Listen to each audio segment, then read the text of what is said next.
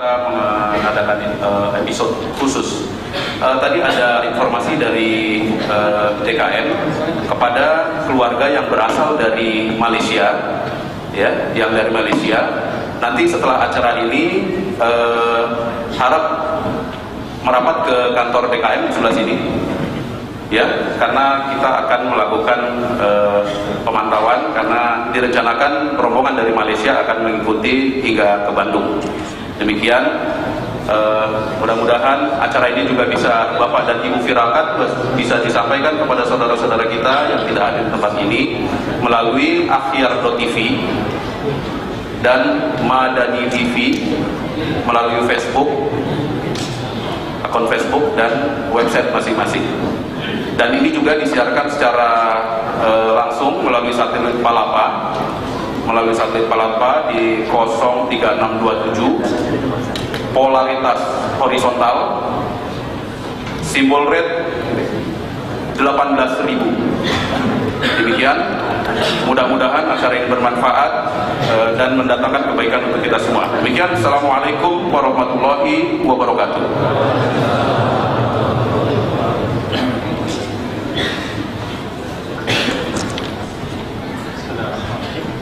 Assalamualaikum warahmatullahi wabarakatuh. Alhamdulillahi wa kafa, wassalatu wassalamu ala rasulillahi al-mustafa wa ala alihi wa sahbihi wa man wafa, amma ba'd. Fa ya ibadallah, usi nafsi wa iyyakum bi taqwallahi faqad faza al-muttaqun fala tamutunna illa wa antum muslimun. Faqala ta'ala ya ayyuhalladzina amanu taqullaha haqqa tuqatih wa la tamutunna illa wa antum muslimun. Saudara-saudariku dan pemirsa TV, Madani TV dimanapun Anda berada, alhamdulillah, syukur pada Allah Subhanahu wa Ta'ala, malam ini kembali kita diberikan kesempatan oleh Allah Subhanahu wa Ta'ala untuk beraktivitas, dan telah kita tunaikan salat maghrib dengan berjamaah. Kita bermohon pada Allah Subhanahu wa Ta'ala semoga aktivitas yang kita telah tunaikan sampai dengan maghrib ini diterima oleh Allah Subhanahu wa Ta'ala, dan semoga kita selalu mendapat bimbingan dari Allah sehingga sampai akhir hidup kita insyaallah kita bisa menjadi orang baik menurut Allah Subhanahu wa Ta'ala. Terkait dengan orang-orang baik, sering saya sampaikan, ukuran kebaikan menurut Allah itu berbeda dengan ukuran kebaikan menurut manusia. Maka ketika Allah menginginkan seseorang menjadi baik, Nabi SAW menyampaikan dalam hadis riwayat Al-Bukhari di jilid yang pertama Kitabul Ilmi nomor hadis 71 dari Abu Hurairah, posisi paling kiri di sebelah atas. Perhatikan kalimatnya, dan ini sering saya sampaikan. Man yuridillahu bihi khairan yufaqqihhu fid din. Siapapun yang bila sudah diinginkan oleh Allah berubah menjadi orang baik, maka tanda pertama yang akan Allah berikan, akan dilembutkan hatinya, diringankan langkahnya agar mau belajar memahami tuntunan agamanya. Dan Masya Allah, malam ini diantara sekian hamba Allah yang tengah beraktivitas, ternyata kita yang bersama-sama diberikan kelembutan oleh Allah, diringankan langkahnya untuk berada di majlis ini, untuk mempelajari bersama-sama sebagian dari tuntunan agama Allah Subhanahu wa Ta'ala. Semoga dengan kehadiran kita saat ini dan semangat kita menjadikan tanda pertama seperti yang disampaikan tadi, digolongkan kita semua tanpa kecuali malam ini termasuk golongan orang-orang baik menurut Allah Subhanahu wa Ta'ala. Itulah teman-teman sekalian, supaya kebaikan ini begitu cepat kita dapatkan, kita akan langsung pada sesi kajian pembelajaran kita tentang tafaqquh fid din yang hari ini insyaallah pemirsa dimanapun Anda berada, kajian kita menghadirkan suasana baru. Kita alhamdulillah dikunjungi oleh dua ustaz, ya, yang salah satunya masih menempuh di jalan, ya, Masya Allah, berjuang di perjalanan dan untuk mendapatkan pahala-pahala lebih, ya. Beliau tinggal di BSD, tadi 1 jam tertahan di Pondok Indah, sekarang posisi masih di Jati Asih, yaitu Ustaz Nababan, ya. Tapi Masya Allah saya agak iri, ya. Irinya bukan karena macetnya, karena semakin ada tahapan semakin banyak pahala yang dapatkan. Ya, hadis riwayat Ibnu Majah nomor hadis 233 dari Abu Darda radhiyallahu taala anhu, "Man salaka tariqan yaltamisu fihi 'ilman sahhalallahu lahu tariqan ilal jannah." Siapa yang menyiapkan dirinya menempuh satu jalan, kemudian dia berusaha mempelajari tuntunan agamanya walaupun cuma sedikit, maka setiap langkahnya akan dihitung oleh Allah untuk meringankan langkahnya ke surga. Maka mudah-mudahan ya keadaan beliau yang telah menuju kemari dipercepat oleh Allah Subhanahu wa taala, kemudian setiap langkah dan perjalanannya dibalas oleh Allah Subhanahu wa taala dengan limpahan kebaikan-kebaikan dan surganya. Baik. Yang kedua, hadir bersama kita saat ini telah duduk di samping kami seorang ustaz yang tidak perlu saya perkenalkan lagi, ya, antum barangkali sudah mengenal, ya, lebih dibandingkan dengan saya. Banyak aktif di media sosial, di online, juga muncul di televisi, yaitu Ustaz Felix Show. Nanti mohon diluruskan kalau saya keliru Ustaz ya. Baik. Tapi saya sesungguhnya ini baru pertama kali berjumpa, ya. Saya hanya mendapat kiriman buku dari beliau dan ada pesan untuk ingin berjumpa, silaturahim, dan alhamdulillah hari ini saya mintakan dan hari ini ternyata beliau juga bisa memenuhi perjumpaan kita. Ya, bukunya datang duluan, dikirimkan tentang dua dai muda yang menulis kisah perjalanan dakwahnya, dijadikan jadi satu, ya. Ada Ustaz Salim Afillah dengan 186 halaman dan beliau juga menyampaikan perjalanan dakwahnya dengan 65 halaman yang disampaikan kepada kami. Jadi saya terima bukunya sebelum melihat orangnya langsung, ya. Baik, hari ini kita akan sedikit tampil berbeda. Kita akan mengenal dulu ustaz-ustaz kita yang hadir dan sering menginspirasi kita dengan nilai-nilai dakwahnya. Dan insya Allah dalam beberapa edisi Quran Sunnah Solution juga akan coba bersinergi, bersilaturahim dengan ustaz-ustaz lain.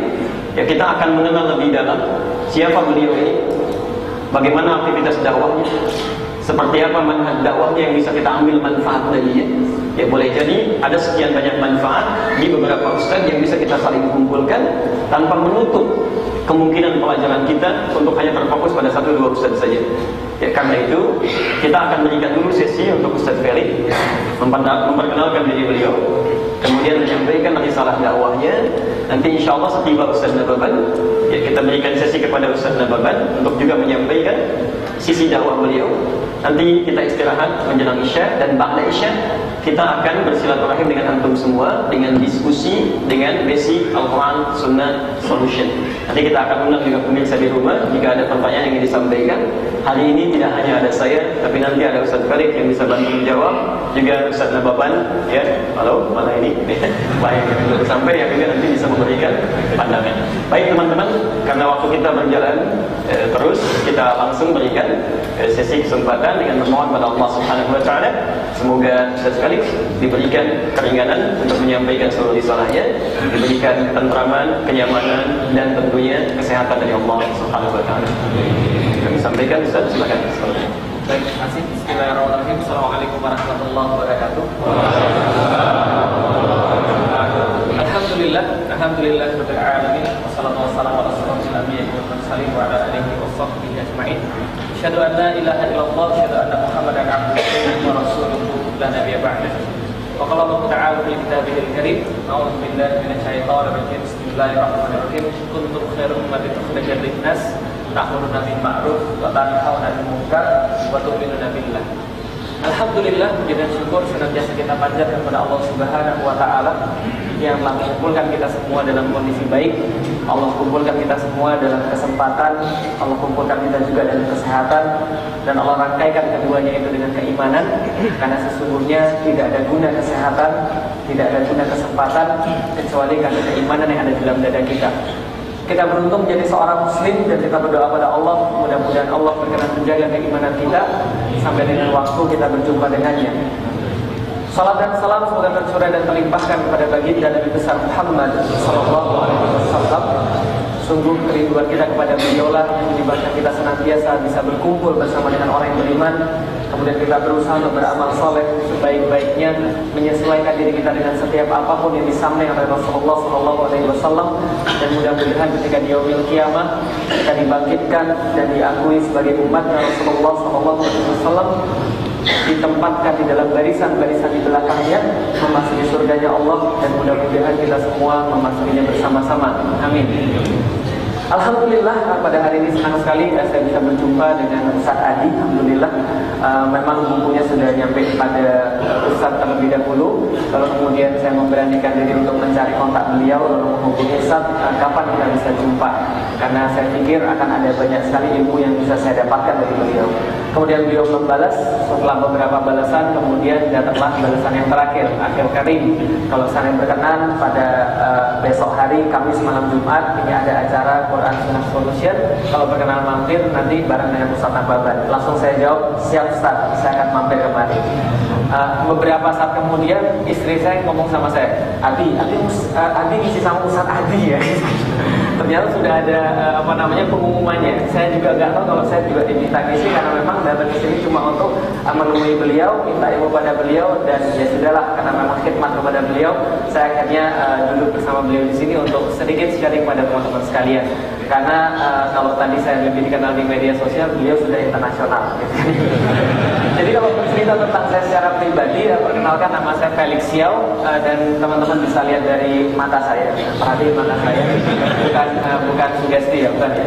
Jadi kalau teman-teman lihat, saya memang bukan asli orang Indonesia. Kakek saya masih lahir di Cina, saya keturunan ketiga di Indonesia. Alhamdulillah. Jadi kalau secara undang-undang saya sudah bisa jadi presiden.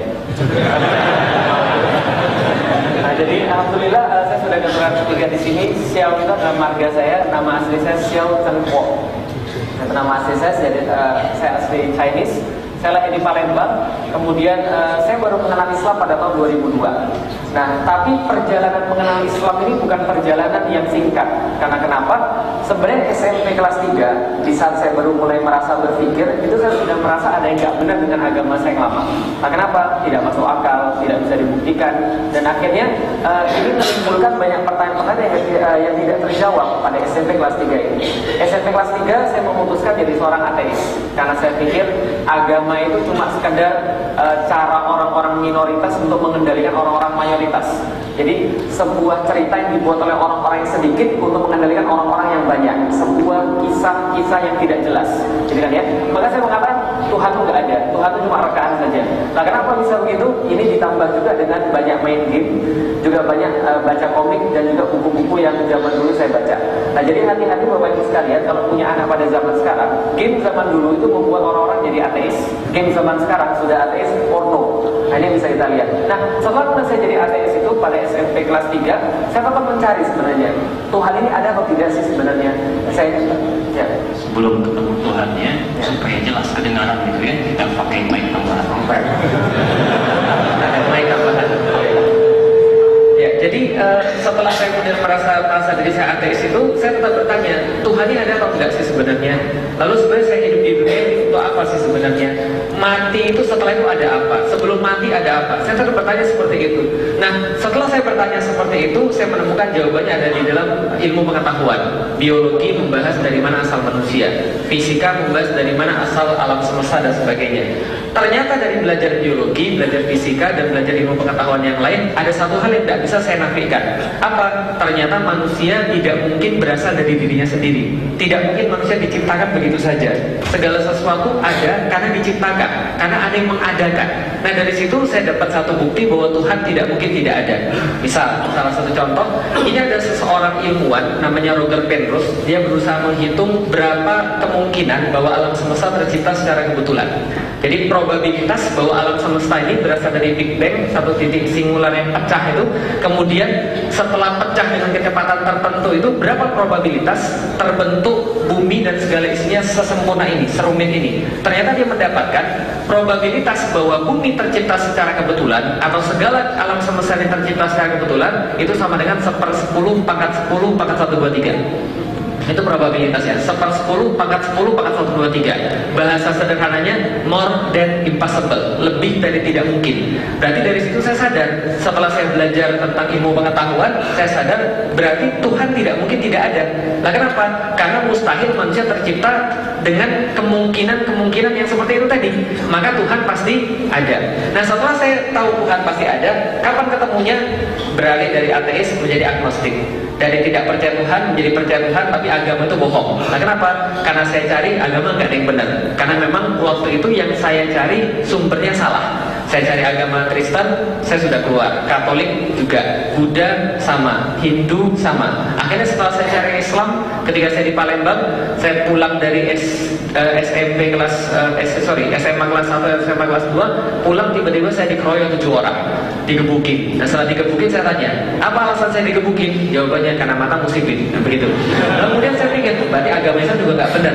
Nah kenapa? Kalau agama Islam benar, tentu penganut-penganutnya itu juga nggak ada yang seperti itu. Akhirnya saya menjadi seorang agnostik, percaya Tuhan tapi nggak percaya agama. Nah datanglah ketika saya sampai ke kuliah di semester ketiga. Waktu itu saya bergaul dengan banyak orang Muslim karena di IPB, Institut Pertanian Bogor, nggak banyak orang non Muslim. Setelah saya bergaul dengan mereka, saya sempat ketemu dengan teman saya bilang begini, yuk kita cari orang bijaksana yuk. Orang bijaksana maksudnya gimana? Cari di gunung yang belum terkontaminasi dengan dunia. Karena saya pikir saya harus mencari jawaban atas hidup saya ini. Tuhan ini ada atau enggak? Kalau Tuhan ada itu Tuhan pengennya apa? Saya hidup seperti apa? Teman saya bilang, gak usah cari orang pintar. Saya punya ustadz kok, dia masih muda tapi omongannya penuh hikmah. Saya masih ingat sekali. Di perkara-kara saya dengan Ustadz Fatih Karim. Kemudian ketika saya mendengarkan dia ngisi di satu masjid, waktu itu saya nongkrong di luar karena nggak boleh masuk, ya. Dan setelah kemudian dia ngisi di masjid, kemudian saya ngobrol dengan dia 1-2 kalimat, kemudian dia bilang, kamu datang ke rumah saya aja, kemudian nanti kita akan diskusi tentang Al-Quran dan tentang Alkitab. Kamu bawa Alkitabmu, surat dari Tuhanmu, saya bawa surat dari Tuhan saya, Al-Quran. Nanti kita diskusi tentang siapa Tuhan yang sebenarnya. Saya bilang saya nggak perlu bawa Alkitab karena saya sudah nggak percaya. Kita bahas saja tentang Al-Quran. Ayat yang pertama dibacakan pada saya surat Al-Baqarah ayat kedua. Dzalikal kitabu la raiba fi hudal lil muttaqin. Kitab ini tidak ada keraguan di dalamnya, petunjuk bagi orang-orang yang bertakwa. Kemudian saya bilang sama ustadznya, maksudnya ini kitab sempurna, nggak ada kesalahan. Begitulah. Saya bilang nggak mungkin. Nah kenapa nggak mungkin? Karena manusia nggak mungkin membuat sesuatu yang sempurna. Karena kirain saya yang buat Al-Quran adalah manusia. Logis nggak Bapak Ibu sekalian? Logis. Kenapa logis? Jadi gini, pikiran saya waktu itu, Alkitab yang buat manusia, Tripitaka yang buat manusia, WT yang buat manusia, Al-Quran yang buat manusia. Logis nggak kalau saya berpikir begitu? Logis, karena nggak tahu. Ternyata ustaznya bilang, yang buat bukan manusia, tapi yang buat adalah Tuhan pencipta semesta alam. Tuhan, saya bilang, masa Tuhan nulis lalu kasih pada manusia? Nggak mungkin banget. Lalu dia bilang, enggak, bukan begitu. Tapi ini diwahyukan dan ini ada buktinya. Saya bilang, bagus, saya suka yang ada bukti. Kalau ada bukti, sampaikan pada saya. Kalau nggak ada buktinya, berarti Islam sama kayak agama yang lain cuma klaim saja. Maka disampaikanlah buktinya kepada saya dalam surat yang sama, dalam ayat yang berbeda, surat Al-Baqarah ayat 23. Wa in kuntum fi raibin mimman nazzalna ala abdina fa'tu bi suratin bimithli. Dan bila kalian tetap dalam keraguan, sebagaimana disebutkan di awal tadi, raib, dan seandainya kalian tetap dalam keraguan dengan apa yang kami turunkan terhadap hamba kami Muhammad, maka datangkanlah satu surat yang semacamnya. Lalu saya bilang, ini kepala saya yang digebukin Bapak Ibu sekalian. Bukan digebukin secara harfiah, bukan. Tapi maksudnya adalah argumen saya dihancurkan. Seolah-olah kitab ini ingin bilang pada saya, Lik, kalau kamu memang pintar, gak usah macam-macam, datanginnya yang semacam dengan Al-Quran. Kalau kamu bisa, Al-Quran kalah. Kalau kamu nggak bisa, berarti kamu ikut Al-Quran. Fair atau nggak fair Bapak Ibu sekalian? Singkat cerita, saya menemukan ternyata tidak ada yang bisa mendatangkan yang semacam dengan Al-Quran. Al-Quran ada 114 surat, yang paling pendek Inna a'tainakal kautsar. Lalu kemudian nggak ada yang bisa mendatangkan yang semacamnya. Saya baca betul, benar-benar nggak ada. Maka saya katakan inilah satu-satunya kitab yang punya bukti. Dari situ Bapak Ibu sekalian, saya masuk Islam. Karena kenapa? Tidak ada yang bisa tidak ada yang bisa untuk menandingi Al-Quran, tidak ada yang bisa untuk menyamai bahkan Al-Quran. Maka itu dalil saya untuk beragama Islam sampai dengan sekarang. Nah, tapi Bapak Ibu sekalian, yang penting adalah ketika saya masuk Islam, saya merasakan dua hal. Yang pertama, yang saya rasa adalah tenang luar biasa. Kapan rasa tenang itu? Caranya sama Ustadz yang Islamkan saya. Ustadz, saya sudah seorang Muslim sekarang. Saya harus ngapain? Sholat. Saya masuk Islam hari Kamis, hari Kamis ba'da Isya. Jadi kemudian Ustaznya bilang, berarti kamu sudah harus sholat Isya karena sudah ada beban pada dirimu. Saya nggak tahu caranya sholat Ustaz. Ikutin teman-temanmu aja. Teman-temanmu sujud, kamu sujud. Teman-teman berdiri, kamu berdiri. Bacanya apa Ustaz? Subhanallah, walhamdulillah, wala ilaha illallah, Allahu akbar. Kalau nggak bisa, Allah, ya sudah. Pertama kali saya sujud kepada Allah itu, pikiran saya apa? Ya Allah, akhirnya saya ketemu Tuhan yang benar. Rasanya tenang sekali. Pas menyujudkan kepala itu untuk pertama kali, tenang sekali. Berada dalam keadaan tenang, mati pun nggak apa-apa. Lah kenapa? Karena sudah mengenal Tuhan yang benar. Tapi selain tenang ada rasa yang lain. Apa rasanya? Greget Bapak Ibu sekalian.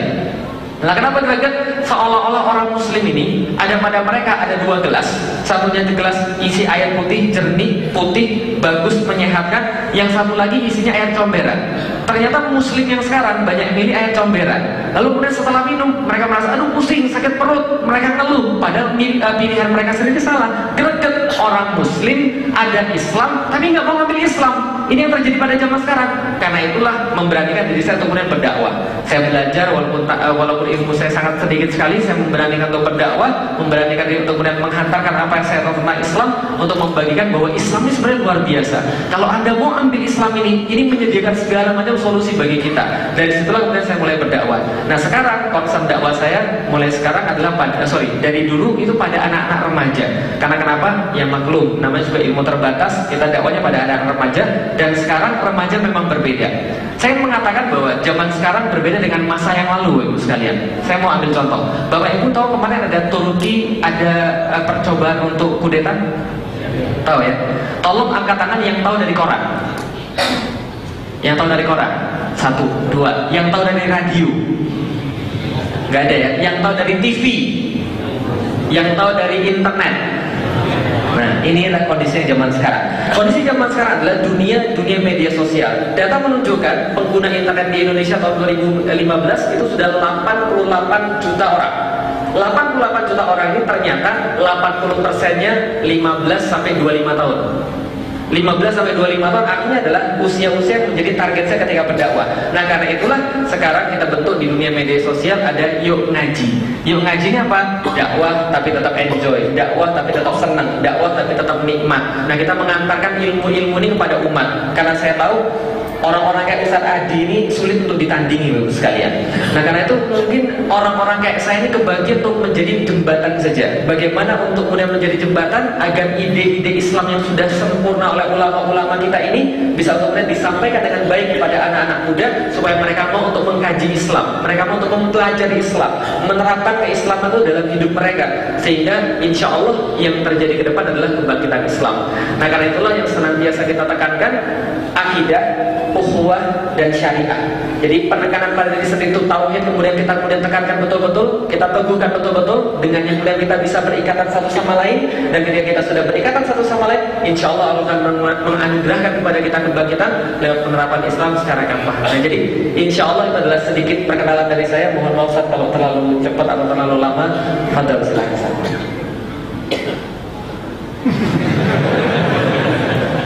Terima kasih dilakukan oleh Ustaz Karim. Saya dari tadi merenung begini. Saya menduga manusia yang Ustaz yang cepat menyampaikan materi itu saya. Ternyata malam ini saya punya saingan gitu ya. Saya secepat-cepatnya masih mudah diinstruksi itu ya. Biasanya ibu-ibu, ya Ustaz kecepatan. Ini saking cepatnya sulit diinstruksi ya. Tapi padat luar biasa, alhamdulillah padat. Teman-teman sekalian, tadi dinukil Quran surah kedua Al-Baqarah ayat yang kedua, posisi paling tinggi sebelah atas. Dzalikal kitabu la raiba fihi hudal lil muttaqin. Baik, ada perjalanan yang menarik dari apa yang beliau sampaikan tadi, berusaha mendapatkan Islam dengan pengetahuan. Ini dari mulai ateis, agnostik. Jadi kalau teman-teman bingung menafsirkan agnostik, lihat aja wajahnya ini pernah. Baik, dan kemudian kembali menjadi muslim dan hilang semua cirinya. Memang itu pesan Quran. Surah ke-47 ayat 19. Fa'lam annahu la ilaha illallah. Fa'lam, Anda mesti punya ilmu, mesti punya basic pengetahuan. Maka belajarlah, carilah pengetahuan annahu, untuk menetapkan la ilaha illallah, bahwa tiada Tuhan yang layak untuk disembah, diikuti, diketahui, diibadahi kecuali Allah Subhanahu wa taala.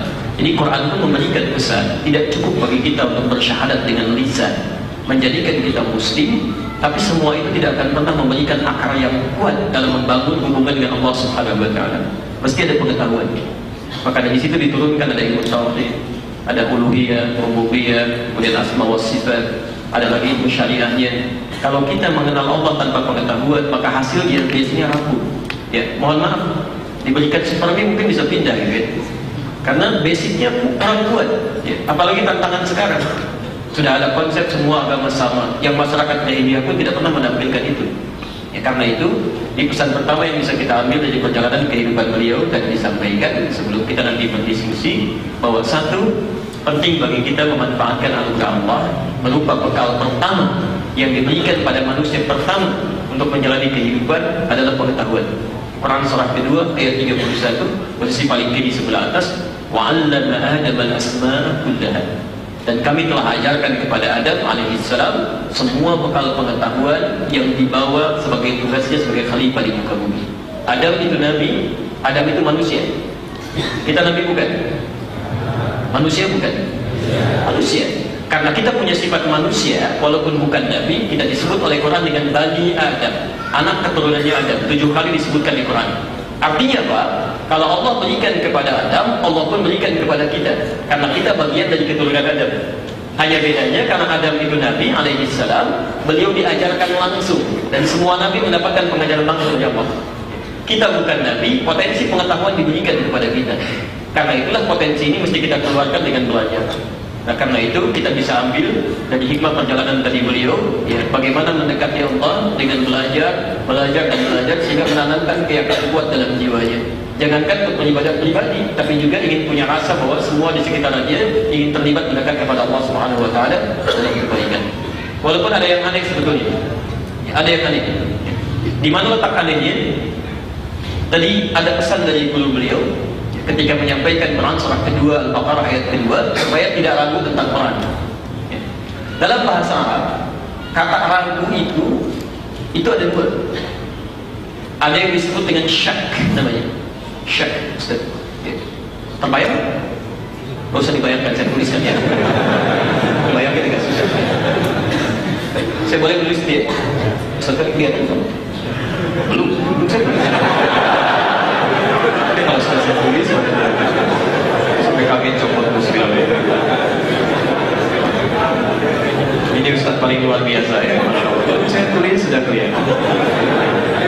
Masya Allah, mudah-mudahan sehat ya. Syek.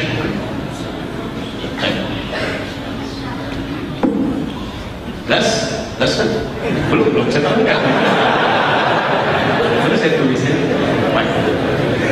Jadi satu syak, kedua raib. Raib teman-teman.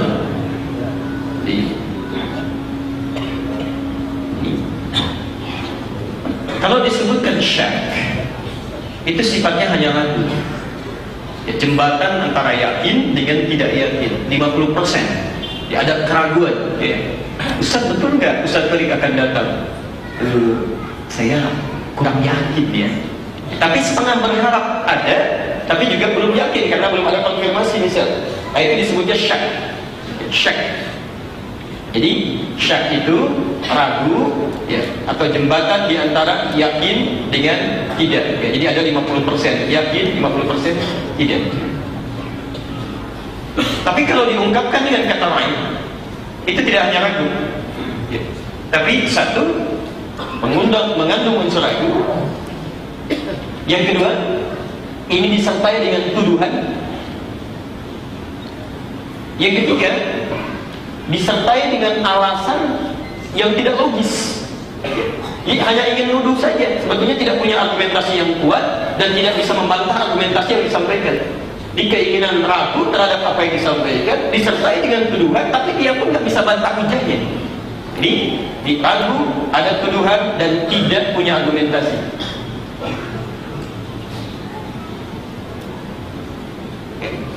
Maka dari itu, ketika tadi ditunjukkan ayat ya, oleh Ustaz Fatih Karim, kalau saya tidak keliru, yang disampaikan ayat melalui beliau dengan izin Allah Subhanahu Wa Taala, perhatikan bagaimana petunjuk Allah mengarahkan Ustaz untuk bisa menunjukkan pada satu ayat dengan tampilan Ustaz Felix yang memang merespon dengan seperti ini. Bukan cuma ragu. Zaman jahiliyah ada yang cuma ragu aja. Muhammad paling-paling buatan dirinya sendiri. Kan?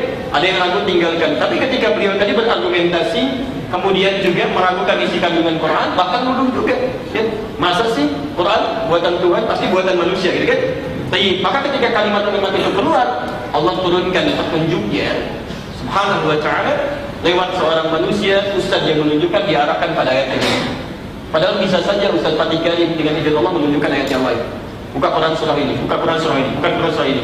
Tapi Masya Allah diarahkan kepada ayat berikut, Quran surah kedua, ayat yang kedua, untuk menunjukkan kesan bahwa manusia yang sedang mempersoalkan Quran ini membawa hal berikut. Maka kemudian ditunjukkan oleh Allah Subhanahu wa taala bantahannya dengan hanya satu kalimat. Tapi yang paling menarik, karena keinginan beliau tulus mendekat kepada Allah, maka disitulah kemudian Allah turunkan respon cepat seperti tertuang di Quran surah ke-29 ayat 69. Lihat kalimatnya. Dan pesan ini yang mau saya bawa, pesan Quran ini untuk kita sama-sama belajar dari kisah Ustaz Felix supaya mendapatkan karunia yang sama. Dan mudah-mudahan dari sini antum pun bisa berbagi, bahkan mungkin bisa jadi ustaz dan ustazah ke depan. Minimal Quran 29 Al-Ankabut ayat terakhir ayat 69. Lihat kalimatnya. Fokus ya, fokus. Saya punya keyakinan tidak setiap orang yang hadir saat ini belum tentu dalam pandangan Allah soleh. Termasuk saya. Barangkali menurut manusia tertentu saya lebih soleh. Kata Allah tidak. Saya tutupi aja aib ini. Termasuk yang pernah membuat salah pun, ya menurut manusia nggak ada harapan. Menurut Allah tidak. Hari ini saya berikan petunjuk untuk menjadi lebih baik. Tapi persoalannya ini yang paling penting. Semua manusia sebelum sampai pada titik kehidupannya, sampai dia berakhir meninggal dunia, itu akan selalu ditunjukkan oleh Allah jalan untuk kembali. Tinggal pilihannya, apakah dia mau mengambil atau tidak. Kalau Anda mau mengambil seperti Ustaz Felix dan Ustaz Nababan yang saya akan langsung panggil hari ini, saat ini, dan saya akan persilakan itu. Nanti kita sambungkan kembali kepada ayat Al-Quran supaya antum tidak membayangkan mana wajah Ustaz Nababan yang gede.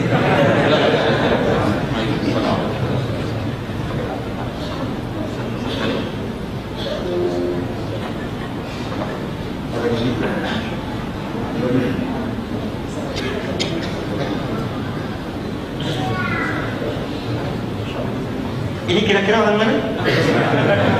Jangan dikira-kira ya. Baik.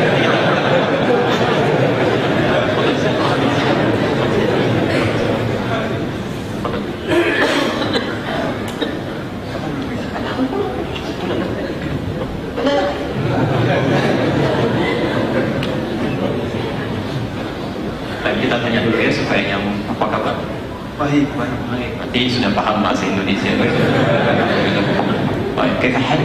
بصحة جيدة. Lebih fasih bahasa Arabnya. Belakangan kita tanya ya, kita sambungkan dulu supaya kita terarah kepada apa yang tadi disampaikan. Baik ya? Jelas insyaallah. Jelas? Masuk. Lihat teman-teman sekalian. Lihat poin ini. Walladzina jahadu fina, alladzina itu huruf isim mausul menunjuk kepada orang dengan jumlah tanpa batas. Sifatnya mengelompok. Disebutkan di Quran sebanyak 1080 kali. Artinya kalau disebutkan alladzina itu mencakup semua kalangan, besar, kecil, tua, muda, dan semua komunitas itu. Bedanya dengan man, kalau man itu mencakup umum tapi cuma satu personal. Antum, ya satu orang itu disebut man. Tapi kalau banyak diungkapkan dengan alladzina. Seakan-akan Quran mengatakan begini, dan semua manusia pun tanpa batas, siapapun mereka, kalau mereka mau berjuang untuk mendekat kepada Allah, mau belajar, mau mencari, maka apa respon Allah? Masya Allah. Dan biadnahum subulana, kami akan tunjukkan jalan kami semakin mendekat dengan kami. Jadi teman-teman sekalian, tidak pernah ada orang sempurna di muka bumi ini. Di antara kita pasti punya latar belakang yang kurang baik, yang pernah jauh dari Allah. Tapi Ustaz Felix menunjukkan pesan kepada kita bahwa ada jalan untuk berubah dan kita punya pilihan. Semakin Anda respon petunjuk Allah ini, Anda ikuti, dan Allah akan tarik Anda menjadi lebih dekat, lebih bermanfaat dalam pandangan Allah Subhanahu wa taala. Jelas pesannya insyaallah? Jadi kita turunkan nilai Qurannya dari perjalanan beliau, dan mudah-mudahan dengan itu menginspirasi kita semua untuk kita kemudian aplikasikan dalam kehidupan kita. Baik teman-teman sekalian, sebelumnya saya perkenalkan sebentar sebelum nanti sesinya beliau sampaikan. Di tengah yang menggunakan atau memakai baju putih, peci hitam, ada sedikit garis putihnya, ya, beliau Ustaz Nababan, nama populernya. Nama lengkapnya nanti beliau sampaikan sendiri, termasuk dengan perjalanan dakwahnya, supaya apa yang disampaikan secara pribadi itu bisa lebih mengena pada kita dalam kebaikan. Saya tidak akan panjang lebar untuk mengenalkan itu. Panjang kali lebar sama dengan luas. Kalau luas waktu beliau habis gitu kan. Jadi selanjutnya dulu sebentar karena kita mau masuk Isya. Saya mau cek antum dulu. Jam berapa Isya hadir? Ya. 19.14. Yang lain? 19.20. Ada lagi? Mana masih ada riset berbeda pendapat tentang waktu saya? Andainya antum gak lihat waktu itu ya. Baik, 19.14, tinggal 2 menit lagi. Ini saya perkenalkan dulu beliau ini ya, dan kita setelah Isya nanti lanjutkan kembali dengan menghadirkan juga satu pertanyaan yang bisa kita bahas sebagai anugerah dari Allah, dan ini tidak direncanakan. Bahkan saya nggak undang ya, tidak saya undang karena saya tidak tahu. Tapi ada anugerah dari Allah. Kadang-kadang orang baik tidak perlu diundang. Antum undang malaikat nggak? Tidak. Tapi tahukah antum bahwa saat kita belajar saat ini, malaikat Allah Subhanahu wa Ta'ala itu banyak yang hadir bersama kita, bahkan mungkin tidak bisa kita hitung saat ini. Dan di antara yang mungkin kita nggak pernah pikirkan, nggak pernah mimpi, nggak pernah lihat adalah hadirnya saudara kita dari Libya yang namanya pun belum saya tahu.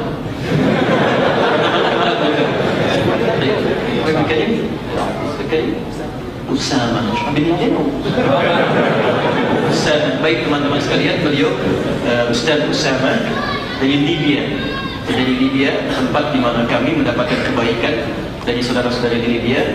Bahkan di khairin katsir wa ta'alamtu fihi wa qara'tu fihi wa alhamdulillah ashrafna bi hudurikum wa bi hadha al-masa' wa insyaallah nahnu sawfa nastafid minkum ya hadratikum wa insyaallah makanatikum بعد إن شاء الله سنسمع من الأستاذ أخينا أسامة ما يتعلق بليبيا وبحال العالم الإسلامي في هذا الحل.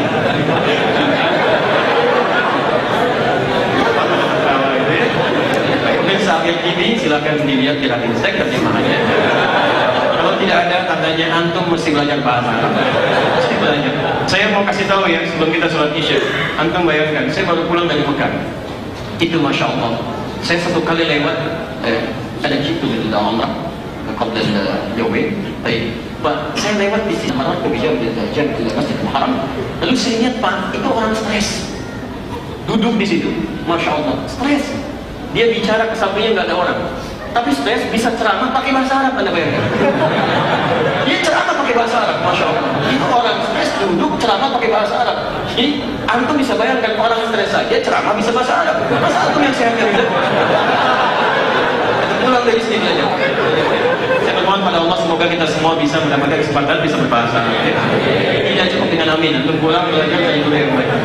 طيب إن شاء الله سوف نواصل بعد الفاصل من صلاة العشاء جماعة فإن شاء الله نقف أولا لأداء صلاة العشاء جماعة إذا بدأت السنة ونريك صلاة العشاء وبعد العشاء إن شاء الله سوف نواصل حوارنا المبارك إن شاء الله في هذا المساء وخاصة أشرفنا بحضور الأستاذ أسامة أستاذ نبابان أستاذ خليل شيو ونحن جميعا إن شاء الله. Ya kira-kira begitulah terjemahannya ya. Subhanallah bihamdika asyhadu an la ilaha illa anta astaghfiruka wa atubu ilaik. Assalamualaikum warahmatullahi wabarakatuh.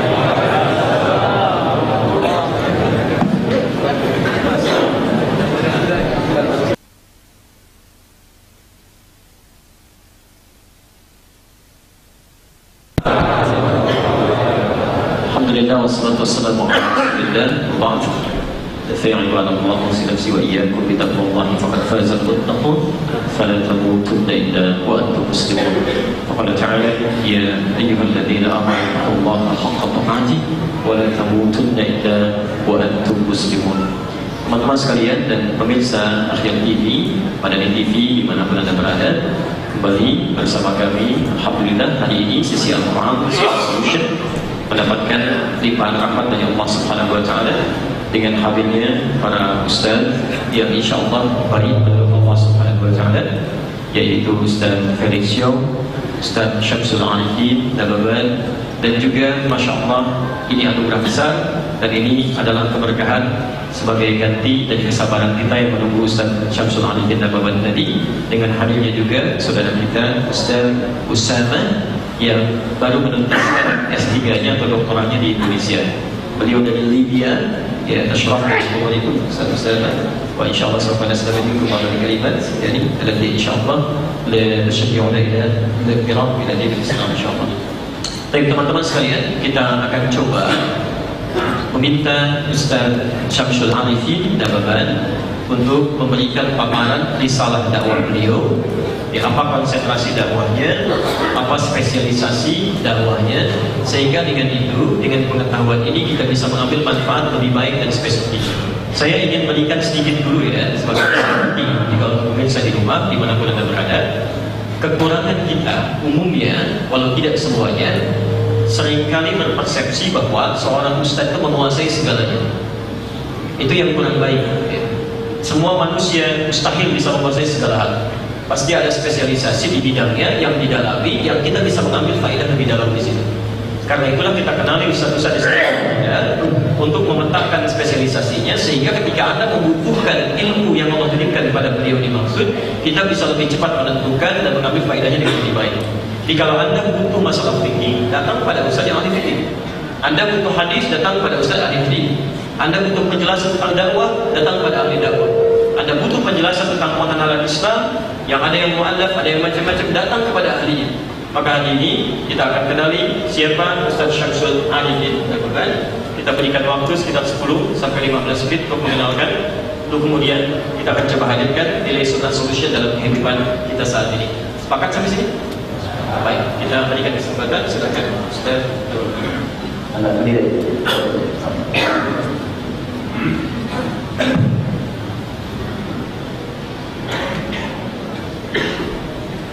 Bismillahirrahmanirrahim. Assalamualaikum warahmatullahi wabarakatuh. Hamdan wa syukran lillah, salatan wa salaman ala rasulillah, wa ba'd.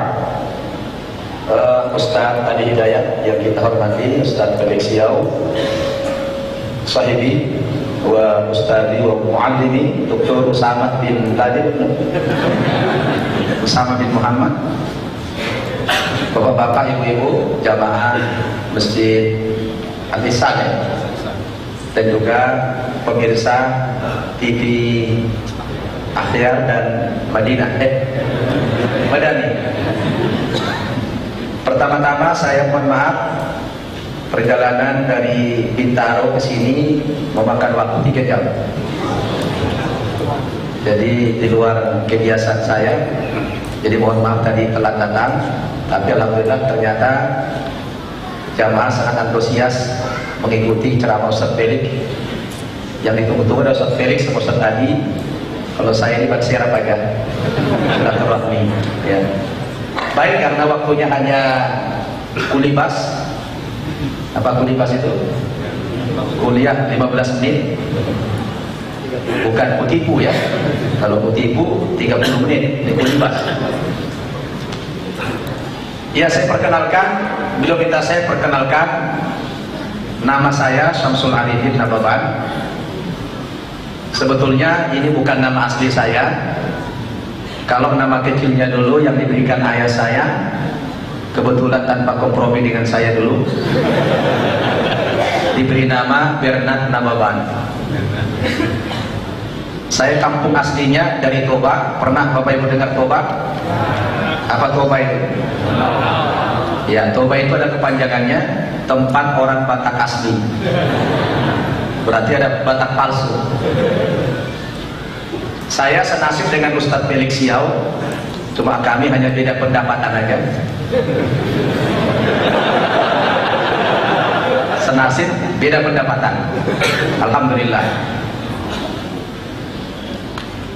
Nah, saya tinggal di Bintaro, mengasuh pesantren yang khusus mu'alaf, namanya Pesantren An-Naba Center. Jadi santrinya para mu'alaf saja. Ustaz Dr. Usama huwa ahadul asatidah, salah seorang ustaz di pesantren kita, dan beliau ini sakin di Indonesia mudah arba sanawat, bahasa Medannya begitu. Sudah 4 tahun beliau di Indonesia. Ba'daan intahai min dirasatihi wa yakhafu yaqdu ila baladihi wa limadha li'anna hunaka mazala hal. beliau setelah tamat doktor tidak berani pulang ke negerinya karena di sana masih perang. Jadi beliau tinggal di Jakarta bersama kita sekarang, menjadi salah seorang staf pengajar di pesantren kita bahasa Arab. Latar belakang saya sebagian mungkin sudah tahu, dari mantan aktivis Kristen Protestan. Kalau dihitung tahunnya lebih dulu dari Ustadz Felix Xiao. Dulu saya setelah masuk Islam pondok di Jawa Timur, di Jember. Kemudian setelah selesai dari situ melanjutkan ke Libya, Jakarta.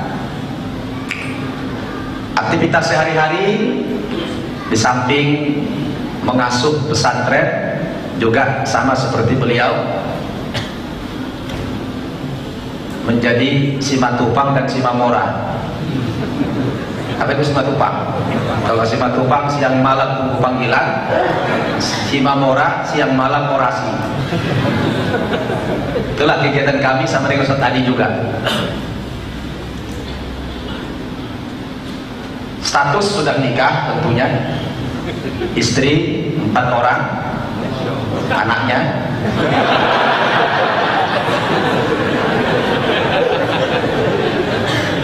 Apa Bu? Ibu-ibu agak teriak dikit ya. Baik, kalau ditanya latar belakang, tidak ada yang terlalu istimewa. Dulu saya sebelum masuk Islam suka sekali mempelajari ilmu-ilmu perbandingan agama. Yang melatar belakangi saya suka belajar perbandingan agama itu adalah karena dulu sering ada orang-orang murtad yang datang ceramah ke tempat kami, di gereja kami. Mungkin pernah dengar namanya dulu Hamran Amri. Pernah dengar nggak? Hamran Amri ini seorang murtadin dari Kalimantan Selatan. Murtad sudah tahun 60-an. Dia kalau datang ke Medan itu selalu membawa majalah. Dulu majalah yang terkenal namanya Sinar Kasih. Jadi kalau dia pidato, ciri khasnya beda dengan pendeta yang lain. Kalau pendeta yang lain ceramah itu ya lurus-lurus saja membaca Alkitab. Tapi kalau pendeta ini selalu diselingi dengan Al-Quran dan hadis. Nah, kita sebagai orang Kristen mendengarkan dibacakan Al-Quran, hadis, karena kita tidak tahu isinya apa, mantap-mantap saja, paten-paten saja. Nah, dari situ saya penasaran karena beliau selalu membagi-bagi majalah Sinar Kasih itu. Isinya banyak memuat ayat-ayat Al-Quran dan hadis yang diselewengkan maknanya. Nah, tradisi yang seperti itu sampai hari ini terus ya meningkat kuantitas dan kualitasnya. Apalagi yang terbaru ini ada seorang murtad yang lumayan berilmu di Islam dulu, siapa namanya? Saifuddin Ibrahim. Dia masih bisa baca Al-Quran, masih bagus bahasa Arabnya, murtad. Nah, tentu dia menjadi kontributor paling banyak memberikan informasi tentang Islam yang menurut pandangan dia Islam itu banyak kelemahan dan lain sebagainya. Tapi nanti biarlah ilmu yang menguji yang mana yang benar, betul? Dari awal mendengar pidato-pidato pendeta yang murtad ini membuat saya jadi suka belajar perbandingan agama, khususnya antara Kristen dan Islam. Hasil dari belajar dan melakukan penelitian Al-Quran dan Alkitab, saya sampai kepada sebuah kesimpulan bahwa agama yang benar itu adalah Islam. Saya melihat kebenaran agama itu bukan dari segi jumlah penganutnya. Bukan kalau pengikut ini mayoritas lalu agamanya benar. Bukan itu ukurannya menurut saya. Bahkan kalau saya baca Al-Quran kata Allah, wa in tuti' aktsara man fil ardi yudilluka an sabilillah. Jika kamu mengikuti kebanyakan orang mayoritas kamu ikuti, bisa jadi orang yang banyak ini akan menyesatkan kamu dari jalan Allah. Jadi ukuran kebenaran suatu agama tidak dilihat dari jumlah pengikutnya yang banyak ataupun sedikit.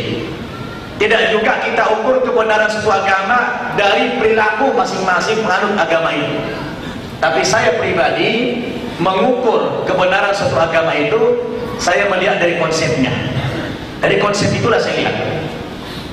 Apabila konsep agama itu bersumber dari Tuhan, tidak ada intervensi manusia dalam konsep itu, dipastikan itu agama murni datang dari Allah. Tapi apabila konsep agama itu, sumber-sumber ajaran agama itu datangnya bukan dari Allah atau dari manusia, dipastikan itu agama adalah agama yang tidak benar. Ini yang menjadi parameter saya. Sehingga kesimpulan itu saya ambil, yang benar hanya Islam. Dari aspek mana melihatnya? Dari sumber agamanya. Apa sumber agamanya? Kitab sucinya. Apa kitab sucinya? Al-Quran. Al-Quran 100% adalah wahyu dari Allah, dan dijamin oleh Allah itu, inna nahnu nazzalna dzikra wa inna lahu lahafidun. Sesungguhnya kamilah yang menurunkan Al-Quran, dan kami pula yang memelihara kemurnian, keautentikan daripada Al-Quran. Allah jamin itu. Maka dalam ayat yang lain kata Allah apa? Ini kata bicara Al-Quran, wa ma kana hadzal Quran ayuftara min dunillah walakin tasdiqal ladzi baina yadayhi wa tafsilal kitabi la raiba fihi min rabbil alamin. Tidak mungkin Al-Quran yang kita miliki saat ini dibuat oleh selain Allah. Betul? Kalau Anda membaca Injil, membaca Bible, membaca Alkitab, itu nyata-nyata bahwa Alkitab itu bukan dari Tuhan. Kenapa? Lihat konsepnya, baca Injilnya, bahwa Injil itu nyata-nyata karangan manusia. Betul? Apalagi kalau kita sudah baca misalnya Perjanjian Baru. Di dalam Perjanjian Baru itu ada 14 surat-surat kiriman Paulus kepada jemaatnya masing-masing. Dari situ saja sudah jelas. Benar gak? Jadi ketika datang Al-Quran memberikan koreksi itu, bahwa di satu sisi Allah dan Rasulnya mewajibkan kita beriman kepada kitab-kitab yang terdahulu. Betul? Di sisi lain, kitab-kitab yang terdahulu yang ada sekarang, yang termaktub dalam satu bundel, yaitu Alkitab, yang di dalamnya ada Taurat, ada Mazmur Daud, dan ada Injil, itu sudah mengalami tahrif, sudah mengalami perubahan yang dahsyat. Maka sahabat dulu bertanya kepada Rasul, ya Rasulullah, bagaimana sikap kita terhadap Injilnya orang Nasrani yang ada sekarang? Karena di satu sisi kita wajib beriman kepada kitab yang terdahulu, di sisi lain kitab yang terdahulu itu sudah mengalami perubahan. Apa kata Nabi? La tusaddiquhu jami'an wa la tukadzibuhu. Jangan benarkan semua isi Alkitab itu, dan jangan dustakan semuanya.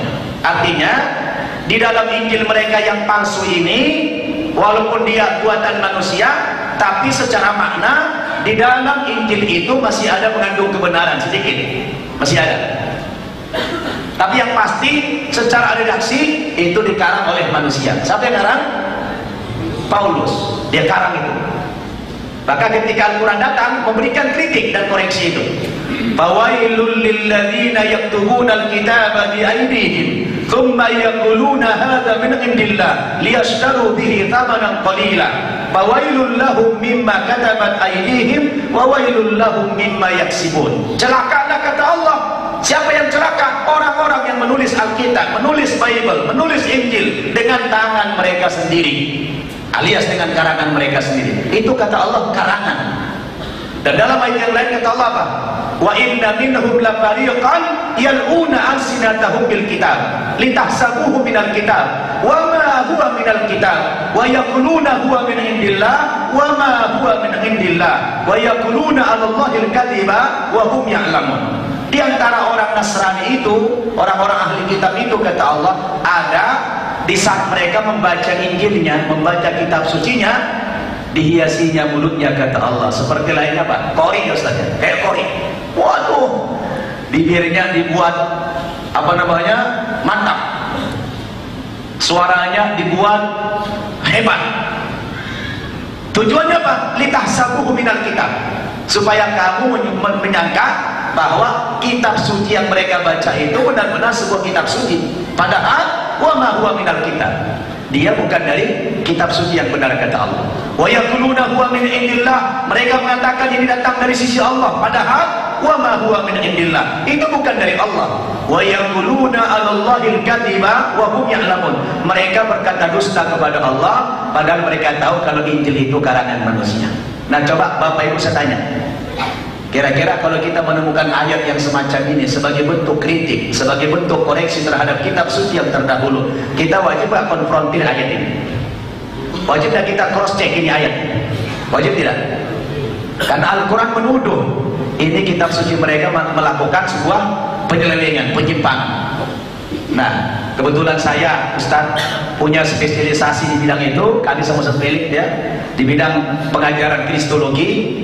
Jadi saya pikir penting. Alhamdulillah dengan sering kita dialog lintas agama, banyak sekali masuk Islam, banyak sekali. Mohon maaf, saya kadang-kadang kalau dialog cuma sekali, 2 kali pertemuan itu sudah gugur, minta masuk Islam.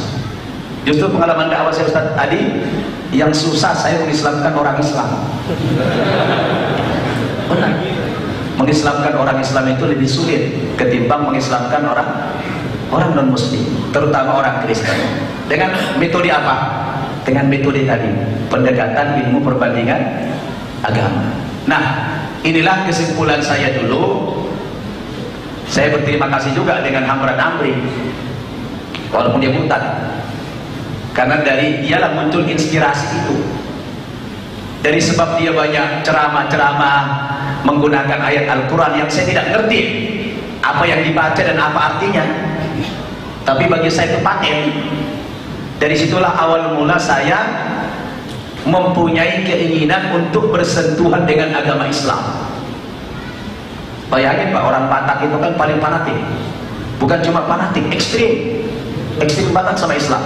Saya dulu paling lihat Bapak begini benci saya dulu. Ya, dulu Ustaz, dulu. Jangan ngomong ya. Tapi alhamdulillah saya punya teman Batak gak begini amat gitu ya. Jadi dari kampung kita itu begitu doktrinnya, ekstrim. Kalau dia sedikit biasanya Ustaz pandai adaptasi, tapi kalau dia sudah mayoritas habis sudah. Ya, itu tekniknya ya. Jadi ikhwas sekalian, waktunya sudah habis. Ala kulli hal, itulah sedikit ya pengalaman religi saya kenapa masuk agama Islam. Tidak istimewa, cuma karena belajar perbandingan agama. Dan dari situ kemudian muncullah keinginan untuk tahu agama-agama. Dulu semua agama pelajari sebetulnya, tapi yang paling ditekankan kepada Islam. Sebab apa? Karena Indonesia mayoritas Muslim. Saya baca juga buku Mitra, agama Mitra, Zoroaster, Shinto, kemudian Talmud, ya baca. Tapi saya lebih menarik terhadap Islam. Kenapa? Secara psikologi Indonesia mayoritas Muslim. Jadi kalau saya banyak bersinggungan dengan Islam itu ya wajar gitu ya. Dan alhamdulillah karena kita sudah merasakan halawatul iman, halawatul Islam juga, manisnya iman, manisnya Islam. Tentu saya Ustaz Felix Yau ingin tahadus bin ni'mah, ingin bercerita, berbagi pengalaman, terutama kepada non muslim. Jadi kami selalu membangun dakwah, membangun dakwah dengan orang-orang non muslim. Saya alhamdulillah sekarang ini setelah membangun 2 pesantren di Bintaro, membangun juga cabang-cabang kita di Kupang. Jadi jemput bola saya sekarang Ustaz Felix. Saya bangun, target saya 1000 tempat di seluruh Indonesia. Saya bikin temanya Pak, Anda bertanya tentang Islam, mu'alaf menjawab. 2 minggu ini 3 masuk Islam. Alhamdulillah 3 masuk Islam. Yang menarik, yang masuk Islam siapa? Tukang yang kerja sama kita. Tukang yang bangun pesantren kita di Kupang itu, dia masuk Islam. Kenapa? Kita berikan contoh Islam seperti apa. Ternyata Islam itu indah, dia bilang, masuk Islam. Alhamdulillah. Jadi kita sekarang saudara-saudara sudah harus ekspansi, sudah harus jemput bola. Ustadz jangan lagi di masjid-masjid saya, jangan hanya di musola, jangan hanya di pesantren. Saya kadang-kadang kritik Ustadz tadi, ada kiai-kiai yang mengasuh di pesantren, betah banget di pesantren, kadang-kadang tetangganya nggak sholat, nggak tahu. Jadi kita sekarang harus jemput bola, ya. Jadi kalau mereka saja berani menjalankan misinya kepada kita, masa kita agamanya tidak benar? Dan mereka terpanggil, apa katanya dalam kitab suci mereka? Pergilah kamu ke segenap penjuru dunia, jadikanlah semua bangsa menjadi muridku, dan baptislah mereka dalam nama Bapa, Anak, dan Roh Kudus. Itu termaktub dalam Injil Matius pasal 28 ayat 19. Alhamdulillah masih hafal saya, Pak. Sisa-sisa ya. Jadi mereka itu terpanggil dengan ayat ini, pergi ke seluruh dunia, internasionalisasi agama Kristen. Ke seluruh dunia mereka pergi. Bila perlu bukan hanya manusia, makhluk-makhluk lain pun harus dikristenkan. Karena dalam Injil Markus pasal 16 ayat 15 ada ayat berbunyi, pergilah kamu ke segenap penjuru dunia, beritakan Injil kepada segala makhluk. Jadi semua makhluk harus mendengarkan berita Injil. Makanya saudara-saudara, saya mau titip pesan nih, kalau antum kebetulan di rumah ada melihara kambing atau sapi, boleh nggak titip pesan? Boleh nggak? Saya minta antum jangan terlalu nyenyak tidur malam-malam. Kalau kebetulan jam 3 malam bangun, sesekali ke kandang, lihat, jangan-jangan di kandang sudah ada pendeta mendakwahi kambing bapak itu. Jangan sampai murtad itu kambing. Ya, Ustaz ada-ada aja, memangnya kambing itu Islam? Loh, jangan salah Pak, Bu. Kambing, sapi itu Islam itu. Baca Quran.